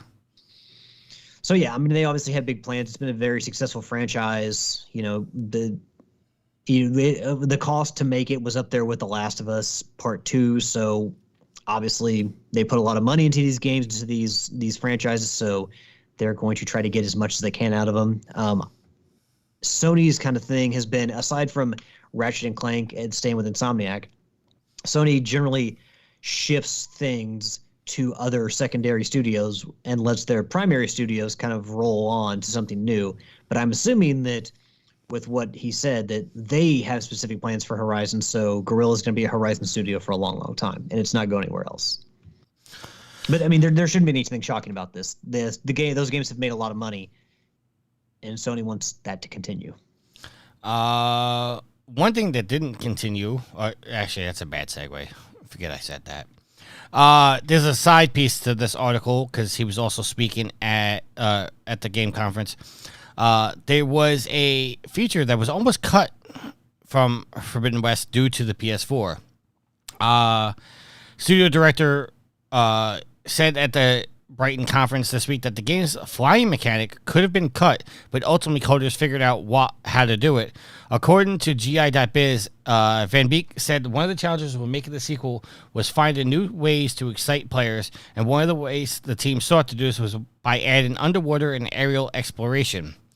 The aerial part took a lot of work and came down to the wire, presumably due to the technical limitations of the PS4 relative to the PS5. The team considers simply dropping the flying mechanic from both editions of the game. Quote, those are very, very challenging from a technical point of view. It's almost up until the last moment that we didn't know whether or not we'd support the flying on the PS4. We were like, do we need to cut the whole feature from the game? That's going to make such a mess, but we got it to work, and we sacrificed some coders to the gods, he said with a laugh. All right, so that being said, we've had the conversation on here a couple times, Alex, about when does the studio move on? When does the studio say, okay, listen, we can't support... When Sony tells them to. That's the simple... Sony essentially comes to you and says, look, we can't get enough PS5s out there. Can you please make this playable on the 4 and the 5? Yeah, that's the simple answer. But, obviously, we've both gotten the platinum in Forbidden West. The flying is I'm not going to say a huge part of the game, but it is a big part of the game. It's essentially a late game thing that allows you, it factors into a very late mission, but then from then on, in the after game, where you're allowed to just free roam, it's kind of a means to get around faster. Yeah, so, if this, they're talking about dropping, from the way they described it, was like they were going to drop it from the 4 version, but keep it in the 5 version.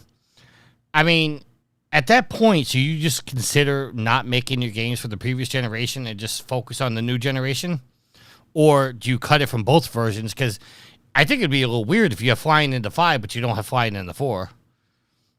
Well, remember that the Burning Shores is exclusive to the PS5. You cannot play it on the PS4. And I wonder if that's because of the Water Wing, one of the 4 new machines. The Water Wing essentially is a pelican that allows you to fly in the air, but also dive into the water and then kind of fly in the water. Sounds stupid, but basically you can dive in the water and out of the water. So I'm assuming if I have to wonder if that mechanic right there is what kept it off the 4, or if Guerrilla just said, we don't want to deal with this on the 4, we're just going to put it on the 5. So I'm sure if Guerrilla had their choice, and if any developer had their choice, they would focus on one singular console to put out the best possible game and not have to split their time between 2 versions of the game. So I'm assuming that given their druthers, they would rather just do one. But Sony, the team was in need, and Sony Santa Monica had to put out God of War on PS4, and and Horizon Forbidden West had to come out on PS4 as well. So unless Sony intervenes and said, look, can you please make this work? We need to sell as many as possible, and we just don't have these many PlayStation 5s out there. I'm assuming that all these game makers would be like, yeah, I just want to make a PS5 game if the PS5 is the main console we're focusing on. Yeah, listen, I'm not going to sit here and act like an elitist and say, oh, you should only make games for the 5 from now on. Well, your 4 PS5s in your home definitely did that. But I'm just saying, it's like, at some point, like, not even for, like, us, it's... I'm trying to figure out how I want to word this. Well, like I believe Yield has said on here, but on the show before, where maybe people who jump to the 5 feel cheated. And if this was not me to Yield's words, and I apologize for attributing to him, but I think it was where what's the point of buying a new gen console or a PlayStation 5 if we're being you held play back a lot of the games on the 4?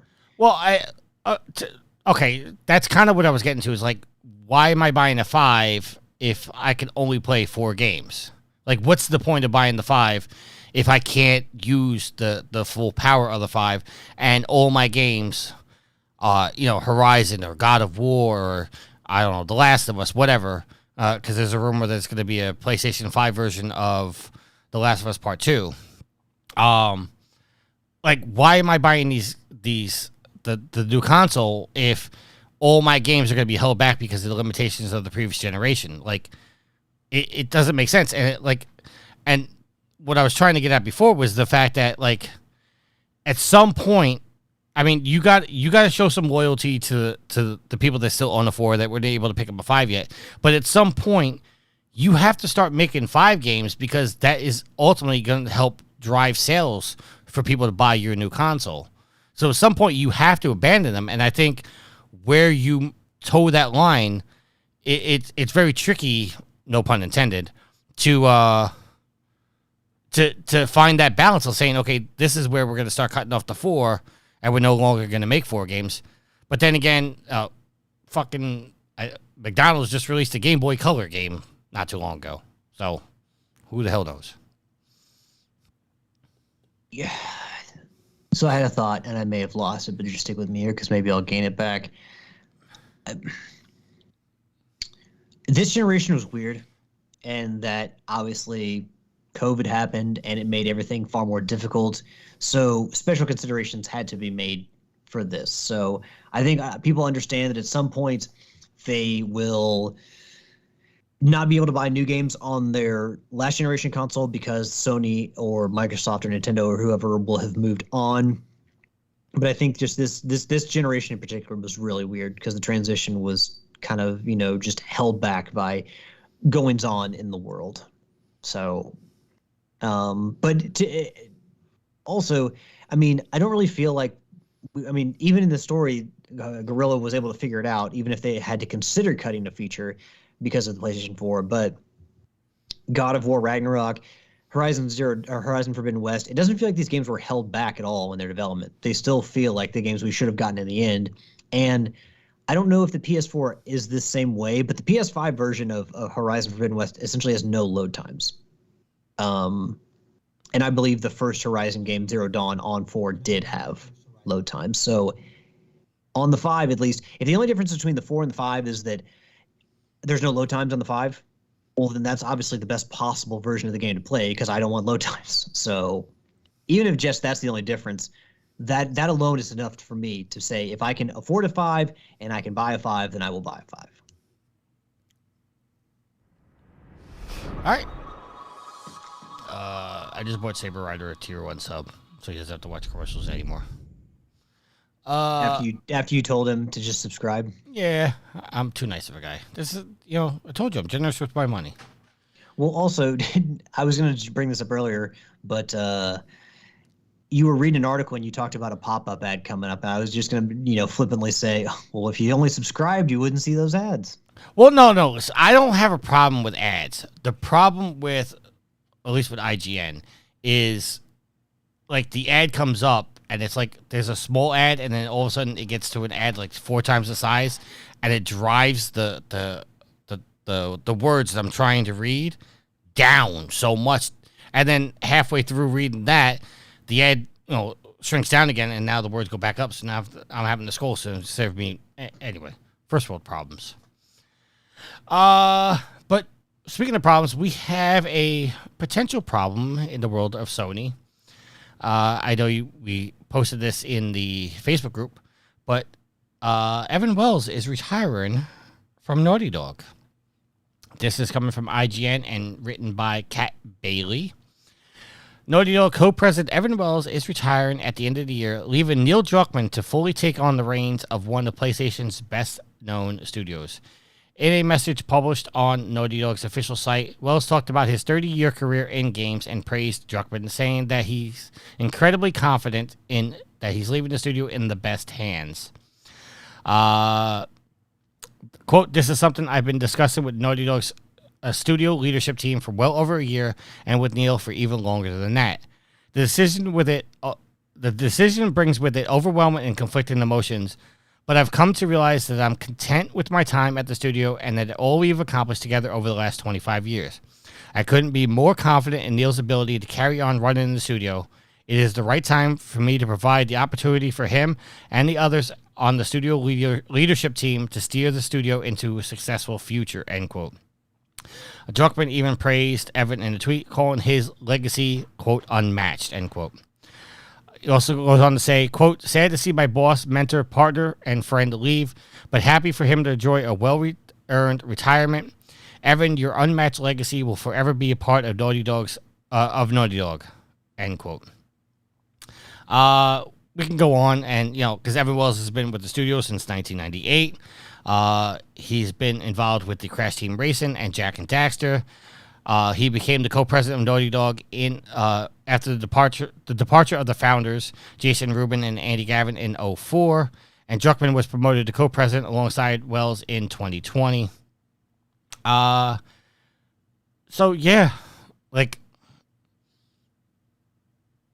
This is kind of sad for me.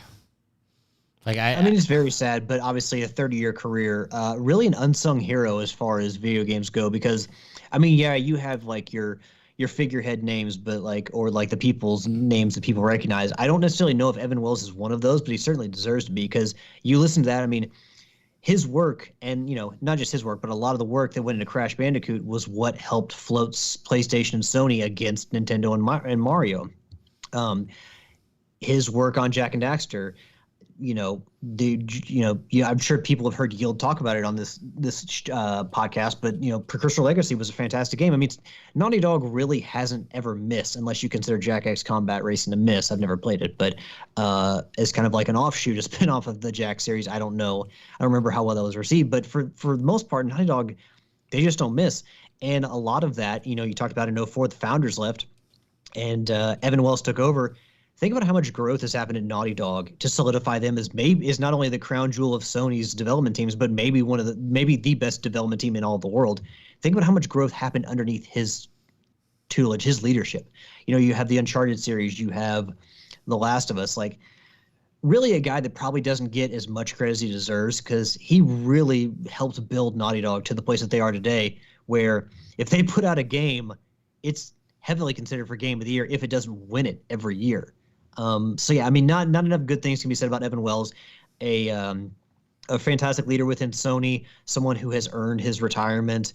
I just hope that he gets the credit he deserves, because, again, when you do that much build up and really earn Sony that much money, he deserves a lot. So, yeah, it's a name we're used to seeing associated with Naughty Dog, and having him be there, it kind of feels it's sad to see it come to an end, but everything has to end at some point, and this opens new doors for him where he can, doesn't have to stress so much about work. He can, finally relax, and, I'm sure he's set for life. He doesn't need any more money. So, Andy, go do what you're, I was gonna say, or Evan, I said Andy Gavin.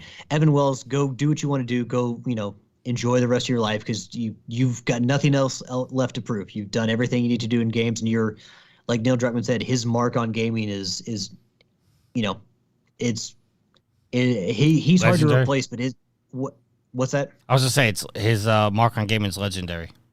Yeah, it's indisputable. I mean, he is just kind of at being at the head of Naughty Dog and working his way up as just. I think you said he was employee number 14 overall. 14 or 17. I don't remember. It's not important. But as one of the guys who helped build the groundwork and then grow Naughty Dog, Evan Wells is just legendary, or at least should be viewed as legendary in the eyes of people who enjoy video games. Now you're gonna make me look up 14. You were right. Yeah, because I originally thought he was one of the founders, and he Yes. wasn't. You corrected me, but he was early on enough to work on Crash Bandicoot and Jack and Daxter. So you think about all the game series they've put out, he's been there for all of them. Yeah, he was there pre-Sony purchase. He was there when Universal owned him. Just coming from his statement, he goes, I've been making games professionally for over 30 years, and Naughty Dog has been my home for over half my life. I've seen the studio grow from hire number 14, that's him, during the crash 3 days in 98 to over 400 dogs today. Every major life milestone I could track with Naughty Dog project. I met my wife during the crash team racing. We took our honeymoon after shipping Jax 2. We had our first child E3 week when we announced Uncharted Drake's Fortune, and our second child was born right in the thick of development of The Last of Us. So, yeah, Evan Wells is the fucking man. And just think about how much leadership skills it took to get Naughty Dog to where they are today, and how much vision was needed. And again, like I said, a guy who probably doesn't get enough credit, but hopefully, in his retirement, people will look back and see just how much he did and appreciate him just that much more. Yeah, I mean, to your point, like nowadays when you hear about a Naughty Dog game, Neil Druckmann's name gets brought up so much, And I mean, Neil obviously deserves the praise because he's doing good work, but you don't hear Evan Wells' name that often when associated with Naughty Dog, especially when we talk about Uncharted or we talk about The Last of Us or anything like that. I mean, the only way you know Evan Wells' name is if you did research on the studio and back in the Jack and Daxter days. Like Neil Druckmann gets a lot of the credit, but I mean, Evan Wells is obviously the force behind all of it. So he's gonna be missed.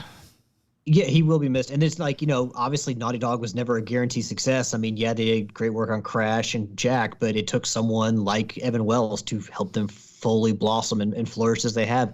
And, he's a guy like Ted Price at Insomniac. People probably don't think about Ted Price much anymore, but you have these leaders that there's a reason why Insomniac and Sucker Punch and Guerrilla and Naughty Dog are all, I may have said Naughty Dog there twice, but why all of these studios are so well praised is because they have great developers and there's a strong leadership there at the top. Yep. All right. So at this point, we're going to go to our social media. Time to check my social media, yeah. So we have a question from the Twitch chat that I'm going to scroll back up.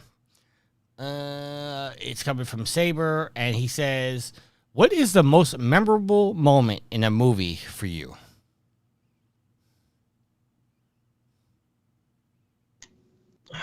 I'm trying to think of any movie. For me, and I think that we talked about last week, we talked about our favorite movies or what we thought was the best movie. I'm still going to have to go with Jaws because when Jaws pops out of the water, that scene with Chief Brody, where he's throwing the chum out and then the shark comes up and he's like, you're going to need a bigger boat. Apparently they didn't tell him the shark was coming up at that point, so his reaction was legitimate there. Yeah. But that scene to me it's chilling, but also just iconic.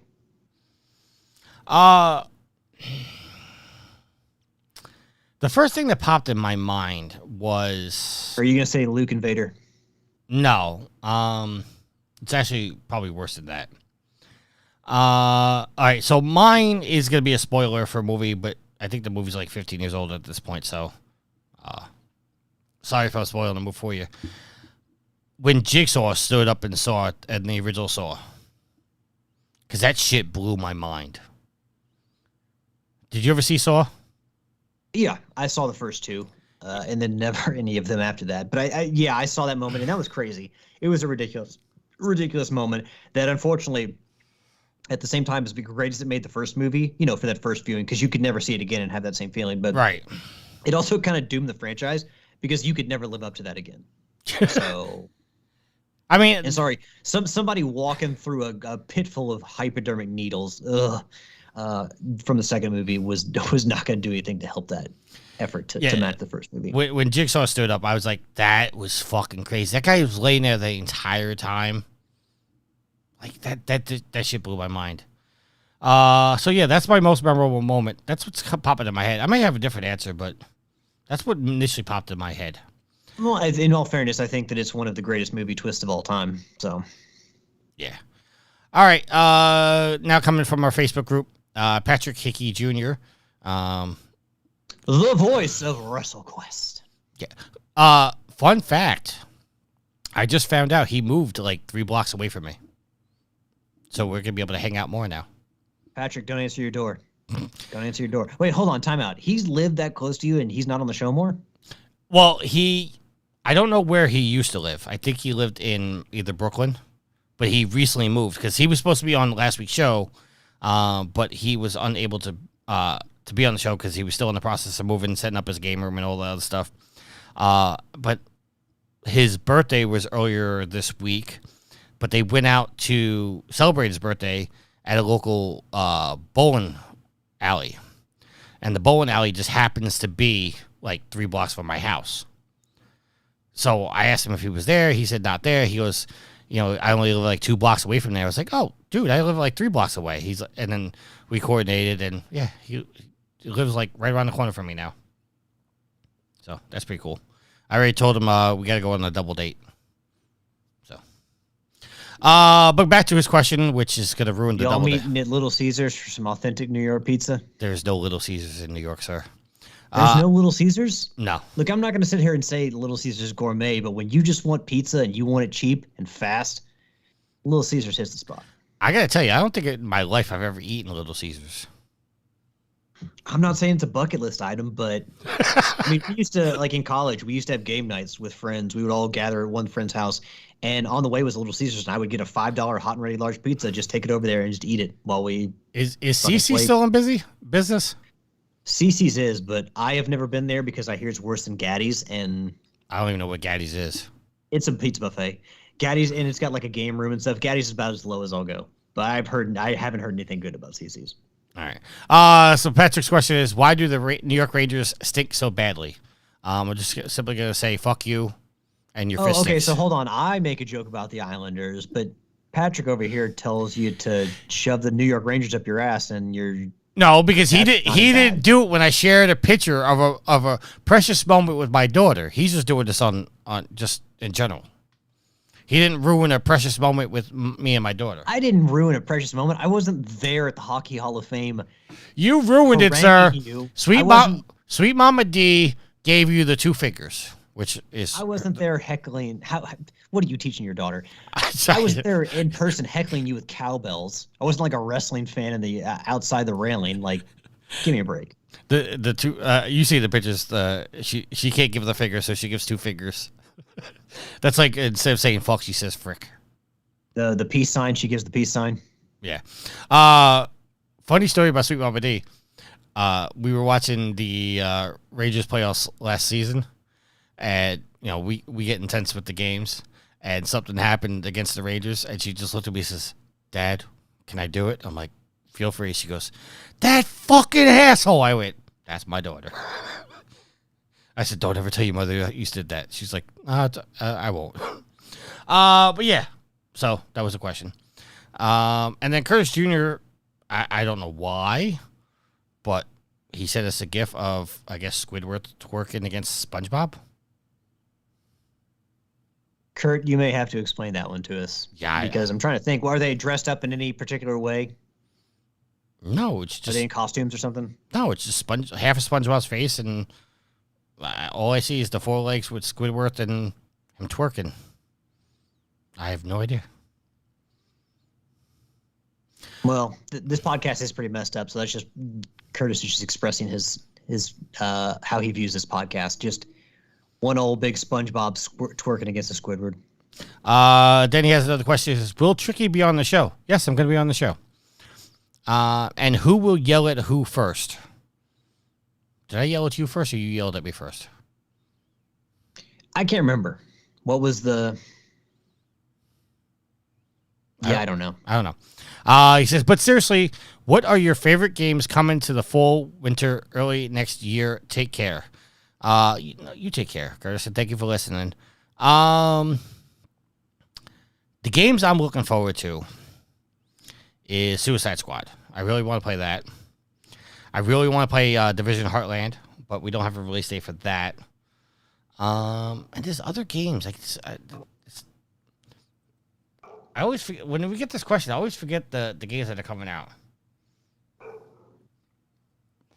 Yeah, I believe this was asked recently, and I told Curtis that I was waiting for Alan Wake probably the most.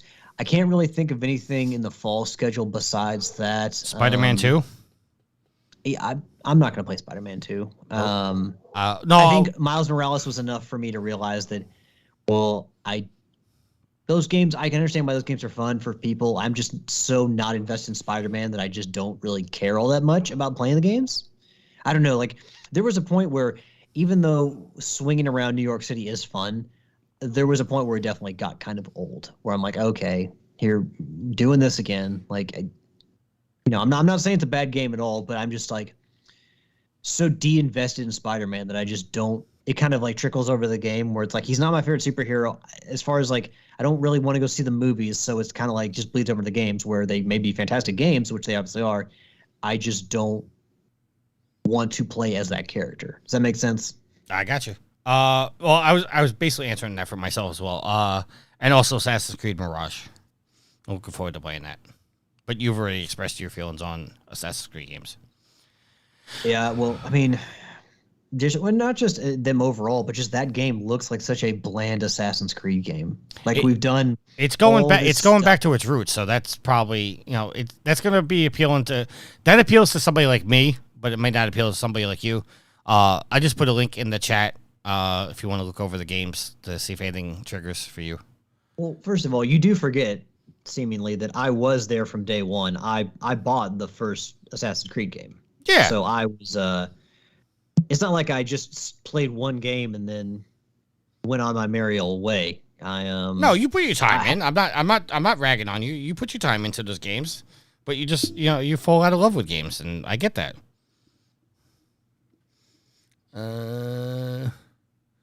We got some. I don't know. Maybe to me the Assassin's Creed series has progressed too much to go back.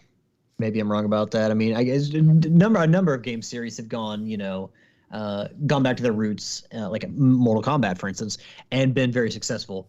I just don't know if people enjoy the open world Assassin's Creed so much that it's kind of hard to go back to whence we came. I know one game that Ashley's looking forward to. It's coming out this year. Is The Expanse. Yeah, I think she's done. We got to watch the TV series. I think she's almost done reading it, if not already being done. But yeah, she'll probably end up playing that. Any games on that link that I just sent you that's triggering for you? I'm looking here. Metal Gear Solid, the Master Collection Volume 1's in October. Trekkie, you forgot about that. I am looking forward to that. I do have it pre-ordered, but I'm not that hyped about it because I've played those games before. But part of my hesitation with it is how hard those trophies are going to be. Because the trophies for 2 and 3 seem monotonous, and that's why I didn't ever went after that platinum. Because you had to get every dog tag in 2, which we had to play on every difficulty, and you could only get the dog tags under certain circumstances. It's like, I really don't want to go through that game 4 times just to get dog tags.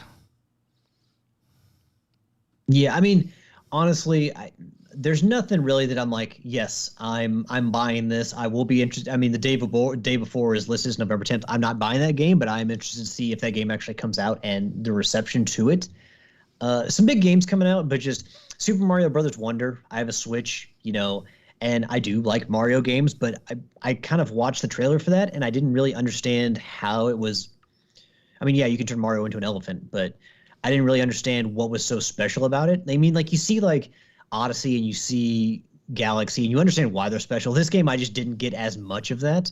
It just kind of looked like new Super Mario Brothers U or new Super Mario Brothers Wii. So, maybe that one.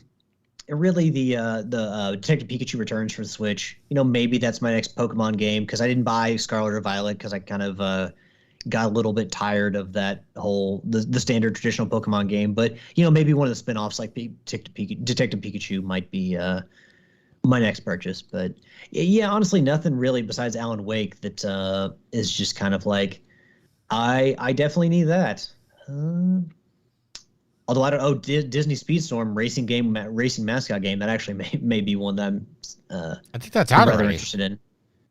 Well, it says Disney Speedstorm PC, PS5, PS4, Xbox Series X and S, Xbox One, and Switch just September 28th. I thought that was out already. I just saw something about that. Maybe I'm thinking of a different game. Maybe I'm thinking of the game that V plays on stream. Yeah. Wait. You mean? Oh God, what is it? Ashley played it. Why can I think of the name of it? Dream something. Dreamlight Valley. That's what I'm thinking. So yeah. I mean, maybe Pokemon, maybe Mario, but really, I guess the Disney Speedstorm might be the one I'm most excited about. Besides good old Alan Wake. All right. Next question. This is coming from Old Saber. With Microsoft making these moves, do you think it will change the gaming industry again? I mean, we can answer that in our topic of the week, or you can answer that now. I think that honestly, we'll just be real short about it here, and then we'll get into it a little more in the topic of the week. But I think that moves made by Sony and Microsoft are going to change the gaming landscape, and by that I mean Sony buying Bungie and keeping things multi-platform, and then also Microsoft signed a deal to keep a 10-year deal to keep Call of Duty on the PlayStation family of consoles. After what looks like is going to be their purchase of Activision Blizzard, I think that is going to be the thing where game companies buy up studios but aren't making everything of theirs or exclusive, I should say. So traditionally, Sony owns a company; everything they make is exclusive. Same thing with Nintendo. But I think going forward after these purchases, we've gotten where these companies are so big now, and multi-platform games make so much money that and to really with a lot of companies wanting to stay independent. A lot of times to get people to come under the fold, you're going to have to say you maintain autonomy and you can be multi-platform. That's fine. So I think really that's one of the big takeaways is that going forward, the idea of a company owning a video game studio and those games being exclusive is going to be going away, at least to some degree. You'll see more games stay multi-platform that are owned by, say, a platform holder, Sony or Microsoft or Nintendo. All right. Saber has another question. With Ubisoft holding off on Assassin's Creed a little longer, are they expecting Avatar to carry them? I didn't know they were holding off on Assassin's Creed, but I don't know.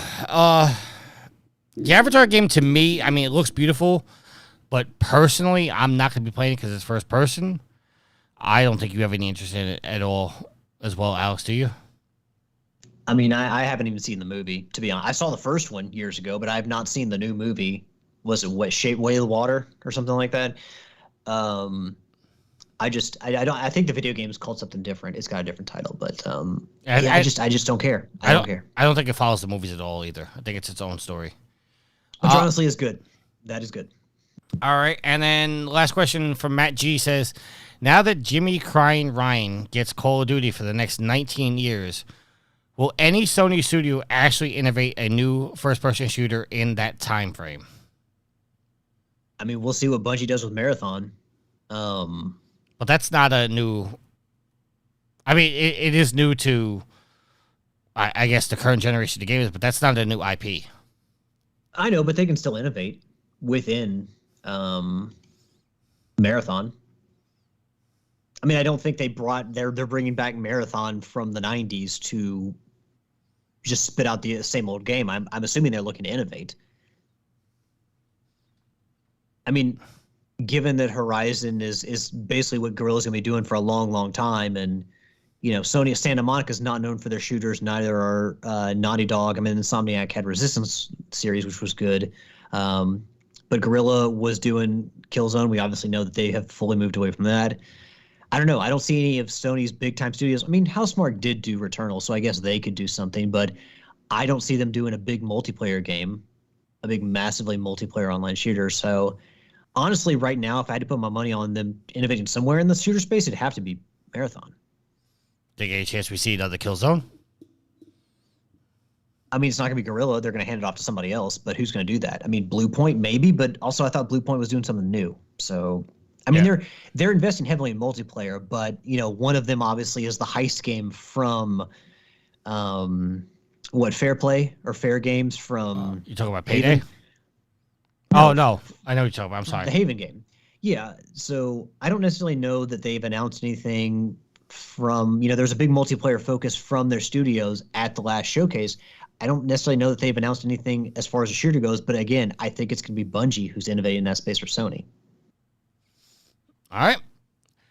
So at this point, we're going to move over to our topics of the week. A fair warning to all our listeners.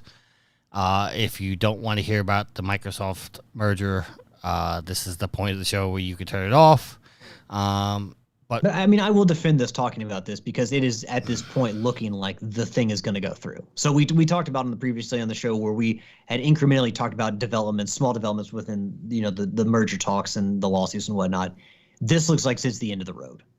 So I feel like it's important for us to talk about this finally. All right, so I got to find a different link because this is not the link I thought I had. So let's talk. These are not the links or the droids that you are looking for. So let's talk about the second part real quick. While you're talking, I'll do a quick Google search. So this is coming from IGN and written by Adam Bankhurst. Xbox has signed a, quote, binding agreement, end quote, to keep Call of Duty on PlayStation after its acquisition of Activision Blizzard. Phil Spencer, which is the number one sign that this deal is going to go through, is because Sony has seen the writing on the wall and they now know that they have to sign this deal because it's going to go through. All right. So Xbox head Phil Spencer revealed that Microsoft and PlayStation have, quote, signed a binding agreement to keep Call of Duty on PlayStation following the acquisition. Spencer took to Twitter to announce the news and share that he is looking forward to a future where players have more choice as to where they want to play their games. The tweet says, quote, we are pleased to announce Microsoft and PlayStation have signed a binding agreement to keep Call of Duty on PlayStation following the acquisition. We look forward to a future where... Okay, that's basically what I just said before. But that's the tweet. No further details about the binding agreement were shared by Spencer, so it's unclear exactly how long it is or what it entails. It does, however, follow Microsoft's FTC trial where Spencer said he will, quote, do whatever it takes, end quote, to keep Call of Duty on PlayStation. Quote, I'm making a commitment standing here that we will not pull Call of Duty. It is my testimony from PlayStation. As you said, Sony obviously has to allow us to ship the game on their platform, but absent any of that, my commitment is, and my testimony is that we will continue to ship future versions of Call of Duty on Sony's PlayStation 5, end quote.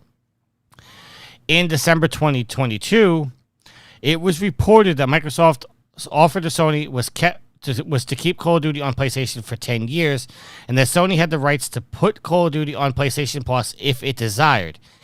It remains to be seen if that is the agreement these two companies agreed on, or if things have changed since then. This is just one more way Microsoft is working to finally be able to close its $68.7 billion deal and appease those groups, including the FTC and the CMA, who have been against it. The clock is ticking, however, as the deal has a deadline of July 18th, which is 2 days from this recording, 1 day if you listen to us on podcast services.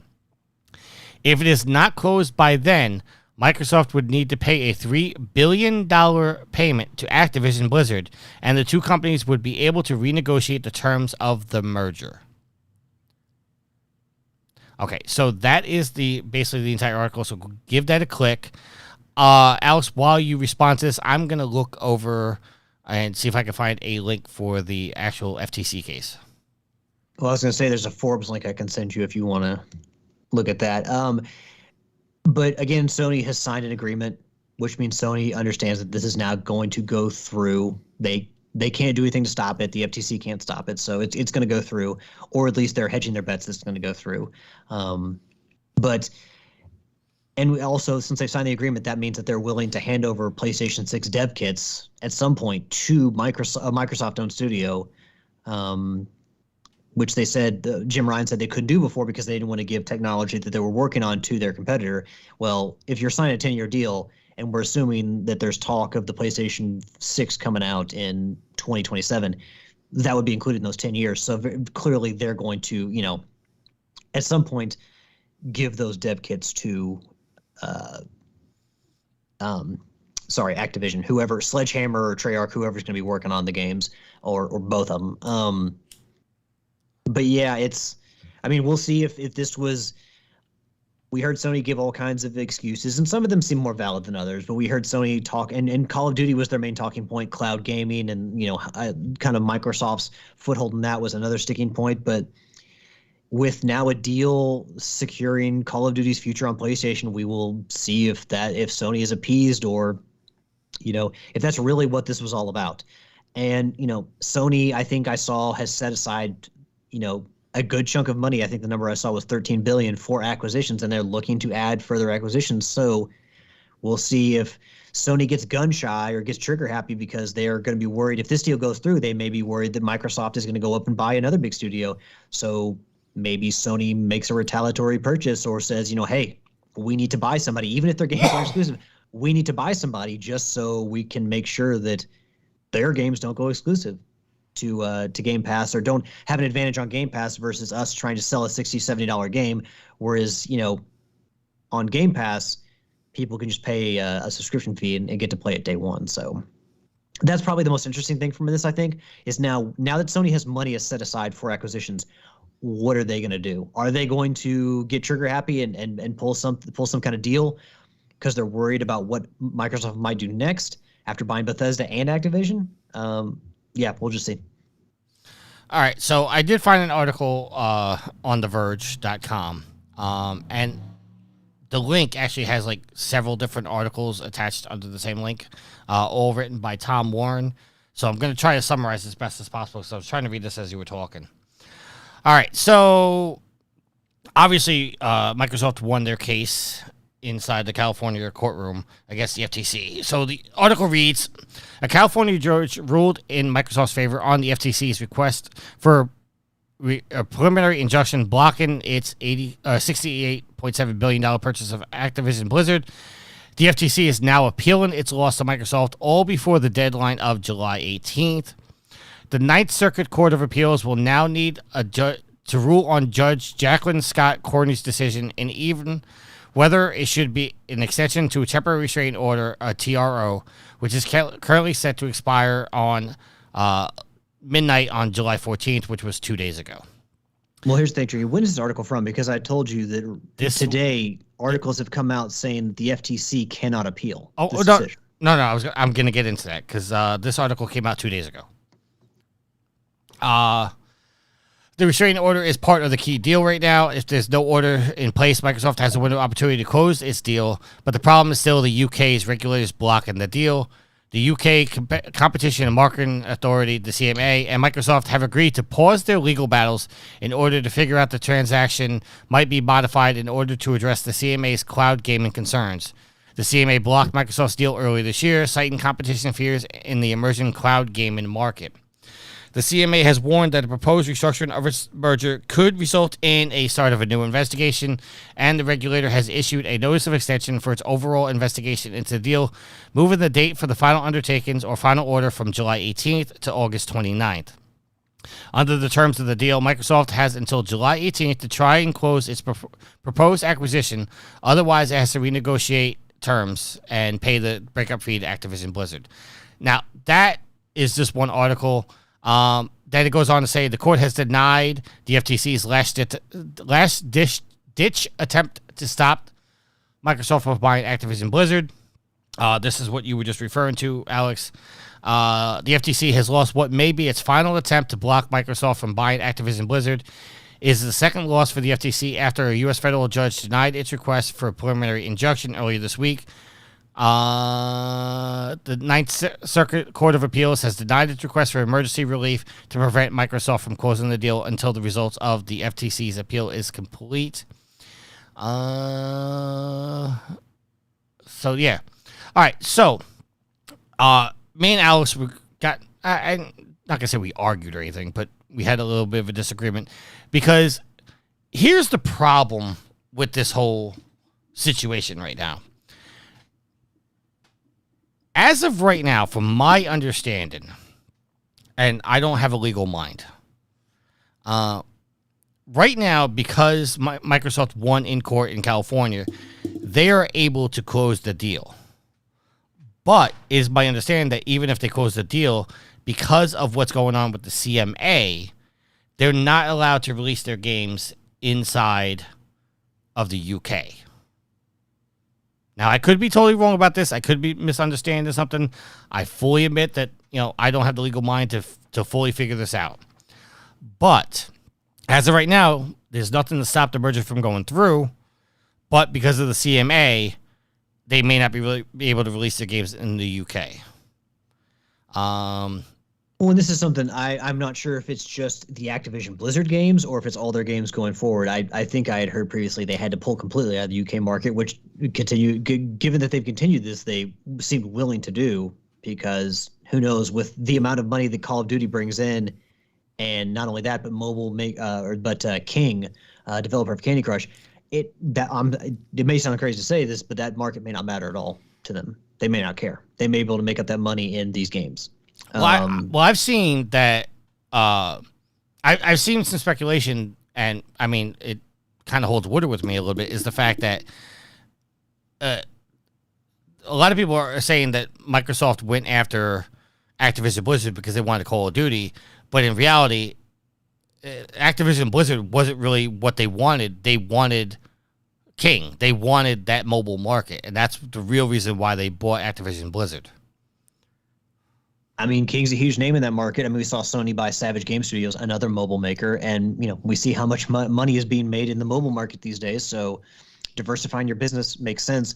To be very clear, what we're talking about here, and just kind of sum it up, the FTC lost against Microsoft, and they cannot appeal the decision. So essentially, if Microsoft wants to, as long as Microsoft smooths over everything with the CMA, they can make the purchase go through. They can purchase Activision Blizzard. There's nothing the FTC can do to stop them now.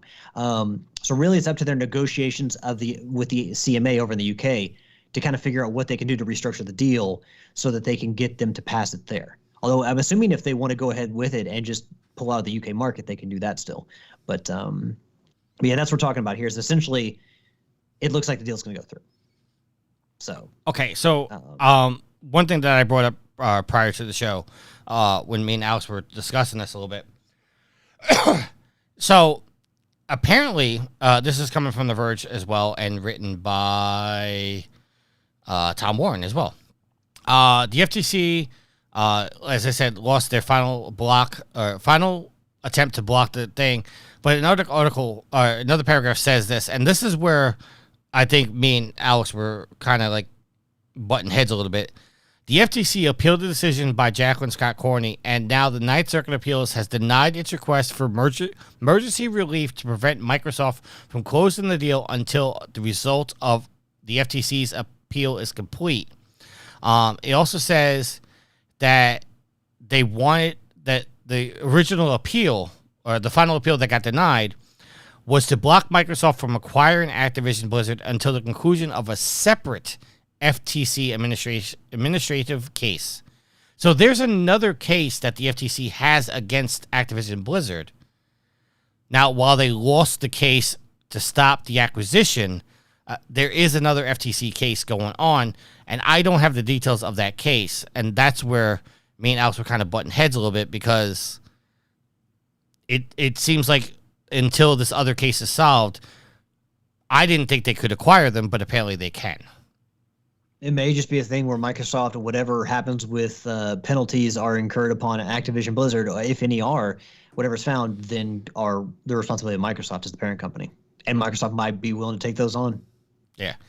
So, now another thing that I'm going to bring up to this whole conversation is, I didn't put this in the agenda, but I did put this in a link in the Trophy Wars group.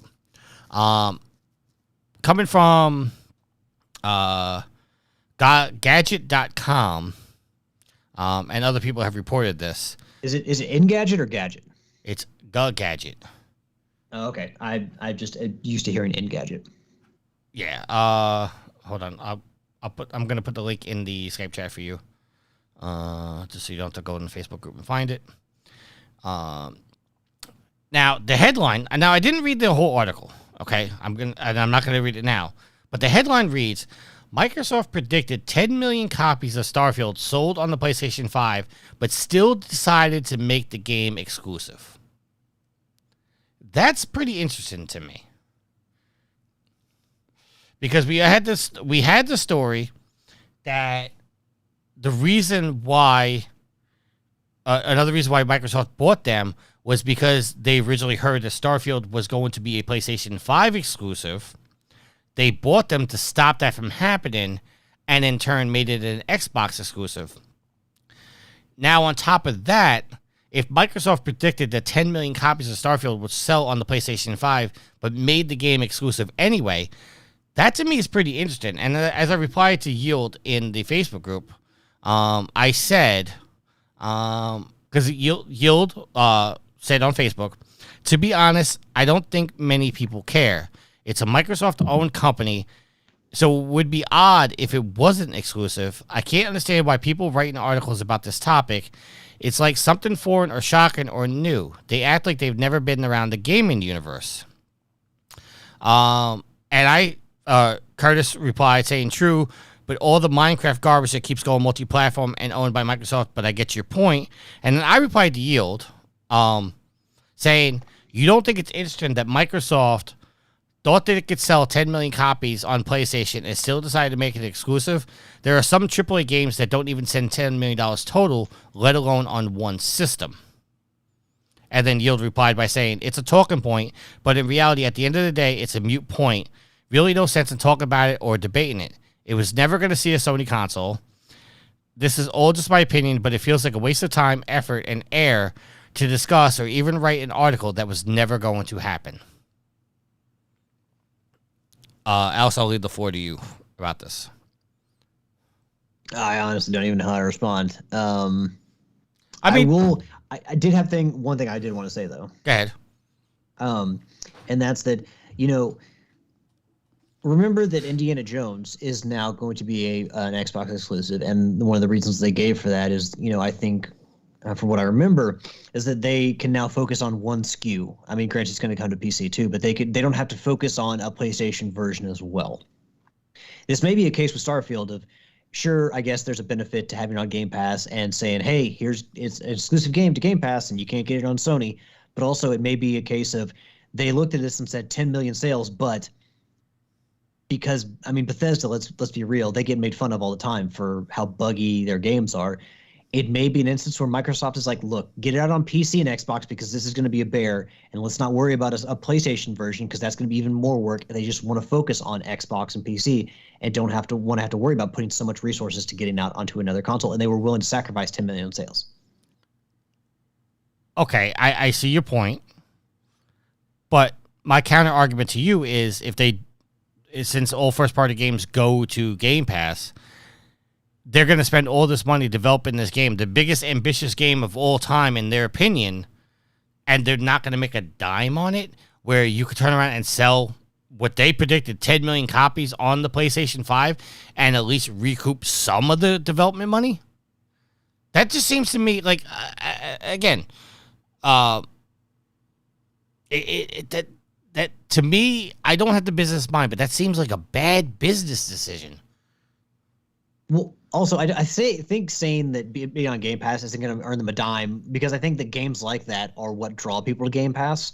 I mean, yeah, there's been a whole lot of third-party support that's kind of floated them for a little while, but if you're going to keep people on Game Pass, having Microsoft exclusive games there day and date, and you have to just pay your entry fee, your subscription fee to play them, that's earning them money. So it's not like they're getting no money from Starfield. They're hoping that the number of subscribers they have for Game Pass across PC and Xbox is going to make them enough money to make these decisions, worthwhile.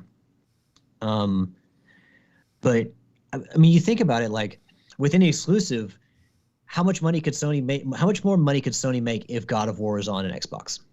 How much more money could Sony make if Spider-Man or Horizon was on Xbox? They could make a lot more money. Could they sell 10 million more copies? They could probably at least sell 5 million more. So with exclusivity comes these ideas that you are foregoing a lot of money for the sake of things not being multi-platform, which is why probably a lot of people recently, Capcom, from what I've heard, they want to stay independent. They want to stay multi-platform. They don't want to be bought. It's the reason why is because they understand how much money they can make selling to all consoles. Sorry, I'm finding somebody. I don't know. It just. I mean, they are foregoing money potentially by not selling to the PlayStation as well, but Sony is also foregoing money by not putting a lot of their games multi-platform too. But again, Sony is hoping that those games will draw, those exclusives will draw people to buy a PlayStation 5, just like Microsoft is hoping that this will draw people to buy into Game Pass. Yeah, but you're making more. Oh, no. I can't even say you're making more money selling the console because historically, these companies have always lost money selling their consoles. I don't know. Well, especially if people are just going to buy an S, which I'm assuming they don't make a ton of money off of it being cheap as it is. Yeah. Listen. In a way, I'm kind of glad that we're coming to the end of this because, I mean, I'm tired of talking about it as well, and I know our listeners are. I know we are. I mean, Yield flat out said that anything about this, he's just going to stay silent. So it's this doesn't affect me because I've never been a Call of Duty player. I've never been a Bethesda player. The same thing that happened when excuse me. I misspoke. I've never been an Activision person. I've never been a Bethesda person. So both of those recent purchases, they don't affect me because they're not affecting any games with me. The only thing Microsoft bought that I was kind of upset about was when they bought Ninja Theory because I wasn't going to be able to play Hellblade 2. But I have a good enough PC where I can play it on my PC. Well, it's funny that we talked about Naughty Dog earlier, and Naughty Dog obviously where Crash Bandicoot was born, and it helped. It was one of the biggest boosts at their first showing at E3, and here now it looks like Crash Bandicoot's going to be an Xbox exclusive at home in Microsoft. Yeah. Oh, it just seems weird to me. I think we'll see, for all of Sony's objections to this, it's like, this is business, Sony, and if this is going to topple your entire company, if this one purchase is going to topple your entire company, and granted, nobody else could have made this deal happen except for Microsoft, but you know how much money they have, and you know what the competition is, so stick strong to your strategy. If you can make a big purchase, make it, but this is your time to show why you have been the king of video games as far as consoles. Yeah, but this is taking $10 billion out of their pocket. What? It was showing that PlayStation makes $10 billion in sales every year on PlayStation. This is, I mean, I understand why Sony. You mean Call of Duty? Yeah, what'd I say? Anyway. PlayStation? Okay. It was reported that PlayStation makes $10 billion on Call of Duty. Now, this deal to keep Call of Duty on the system, I'm sure that, that eases the mind. But I always saw the reason why PlayStation was going after this deal was because of the, losing $10 billion is no laughing matter. Like, that's not something you sneeze at like, oh, yeah, okay, we're okay with losing $10 billion a year. So I always understood why Sony went after him. I think the way they went after him and some of the tactics on both sides were just uncalled for, but it is what it is. Yeah, but instead of, obviously having, I don't know if Sony charges a fee. I mean, Sony obviously charges people a fee to be on the PlayStation Network for digital storefront sales. I don't know if they also require a fee to put a game on their console. Like, was Activision paying a fee to have their stuff on the PlayStation, or were they just making a deal where so-and-so got X amount of the sales or so-and-so got this percentage of the sales to where it all worked out? I don't know how those deals work out, and obviously they're not really public, but I mean, Sony, instead of, whatever deal they have with Activision, it's now just with Microsoft. So Sony's kind of in the same place, except now they're dealing with a rival platform holder instead of Activision. At the end, this is a deal that I thought should have gone through. It's not. I don't think it's going to sink Sony, and all the back and forth. It became very childish, and obviously each side was going to present their best case to make sure it didn't go through. Like, anything they could throw against the wall, they were going to. But it's like I said, Sony can bellyache all they want, but their business is their business. They can't stop Microsoft from doing what they're going to do. and they just need to focus on making their business stronger and maintaining their spot, and they'll be fine. They can't get lost and trapped in this whole thing about, oh, woe is us. Activision's now part of Microsoft. It's just, yeah, it is what it is. All right. One last thing before we close out the show. I guess we have some breaking news. Microsoft has changed the way they're doing online services. Game Pass is apparently merging with Xbox Live. I don't know how much truth this. I'm just reading this as we go. Apparently, there's going to be 4 levels of Game Pass. There's going to be Core, which is going to be $10 a month. Console, which is going to be $11 a month.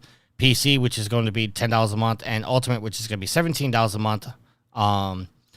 According to this picture, and it seems legit, after 21 years of creation, the term Xbox Live will be eliminated. Xbox Live Gold will be changed to Xbox Game Pass Core on September 1st of this year. In order to enjoy online multiplayer and various benefits, you must subscribe to the core services. This sounds very similar to a service that we subscribe to. Yeah. All existing Live Gold subscribers will be converted to core subscribers. More than 25 games available in the core service.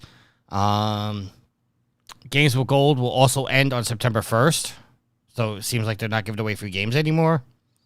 Well, to be fair, I think a lot of people were calling for that to happen because Games for Gold was not doing people very much good. Free games previously acquired with Live Gold will remain in the user's account, and discounts on purchases for Game Pass subscribers also apply to core subscribers. The core, you're going to get online multiplayer, 25 quality games on console, and member deals and discounts. Console, you're going to get hundreds of high-quality games on console, new games on day one, and the discounts, and PC and Ultimate don't seem to be changing. So it seems like Xbox is getting rid of Xbox Live Gold. I mean, we didn't necessarily know about a tiered system. They already had kind of, I guess they already had just the Game Pass for Xbox, the Game Pass for PC, and then the Ultimate, which is for both of them.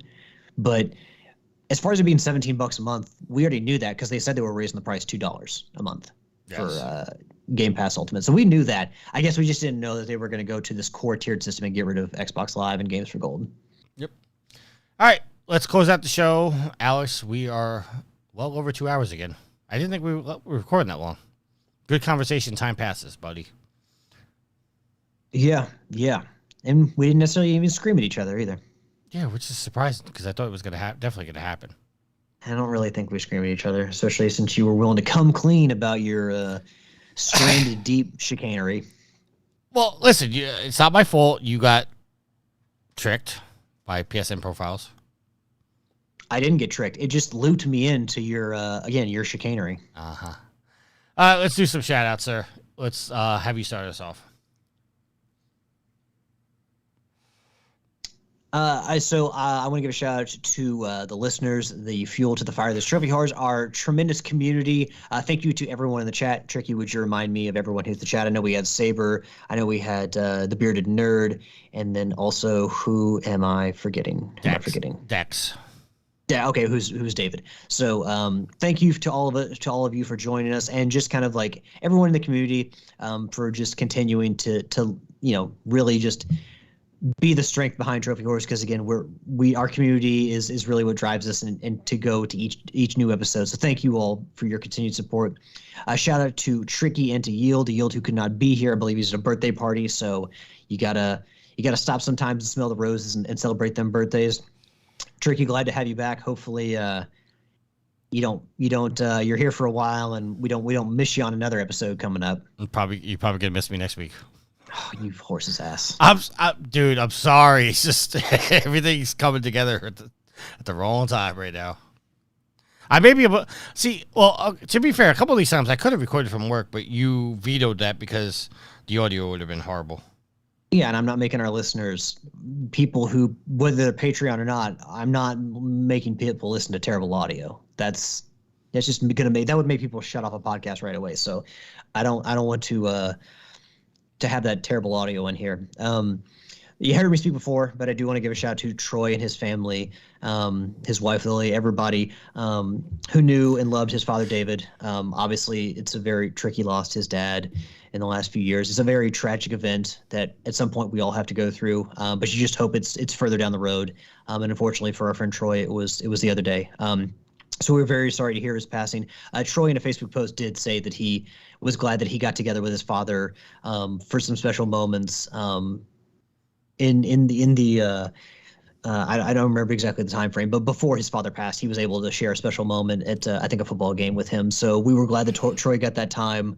Unfortunately, no matter how much time you spend with somebody, it's never going to be enough time. But we were just glad to hear that Troy got to spend some quality time with his dad toward the end. And yeah, sorry, we're sorry for your loss, Troy.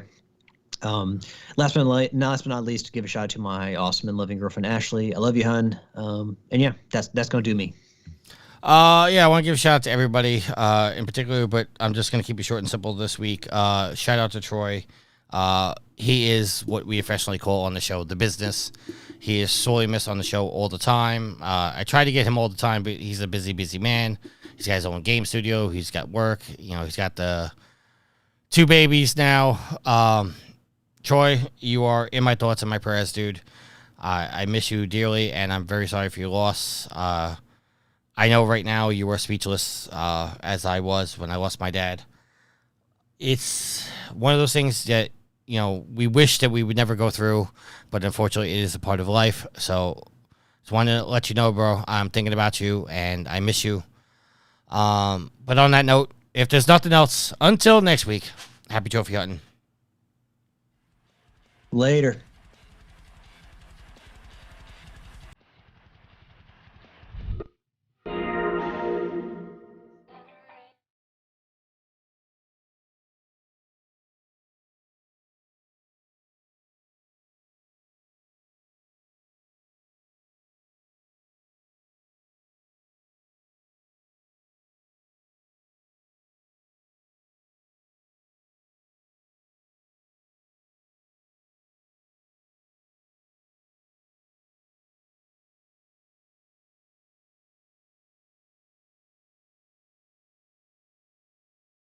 The theme song is Venus by the band Even off their album Zenith. Permission granted by the band and 12 Stone Records. You can find them on Facebook by going to www.facebook.com/evenphilippines.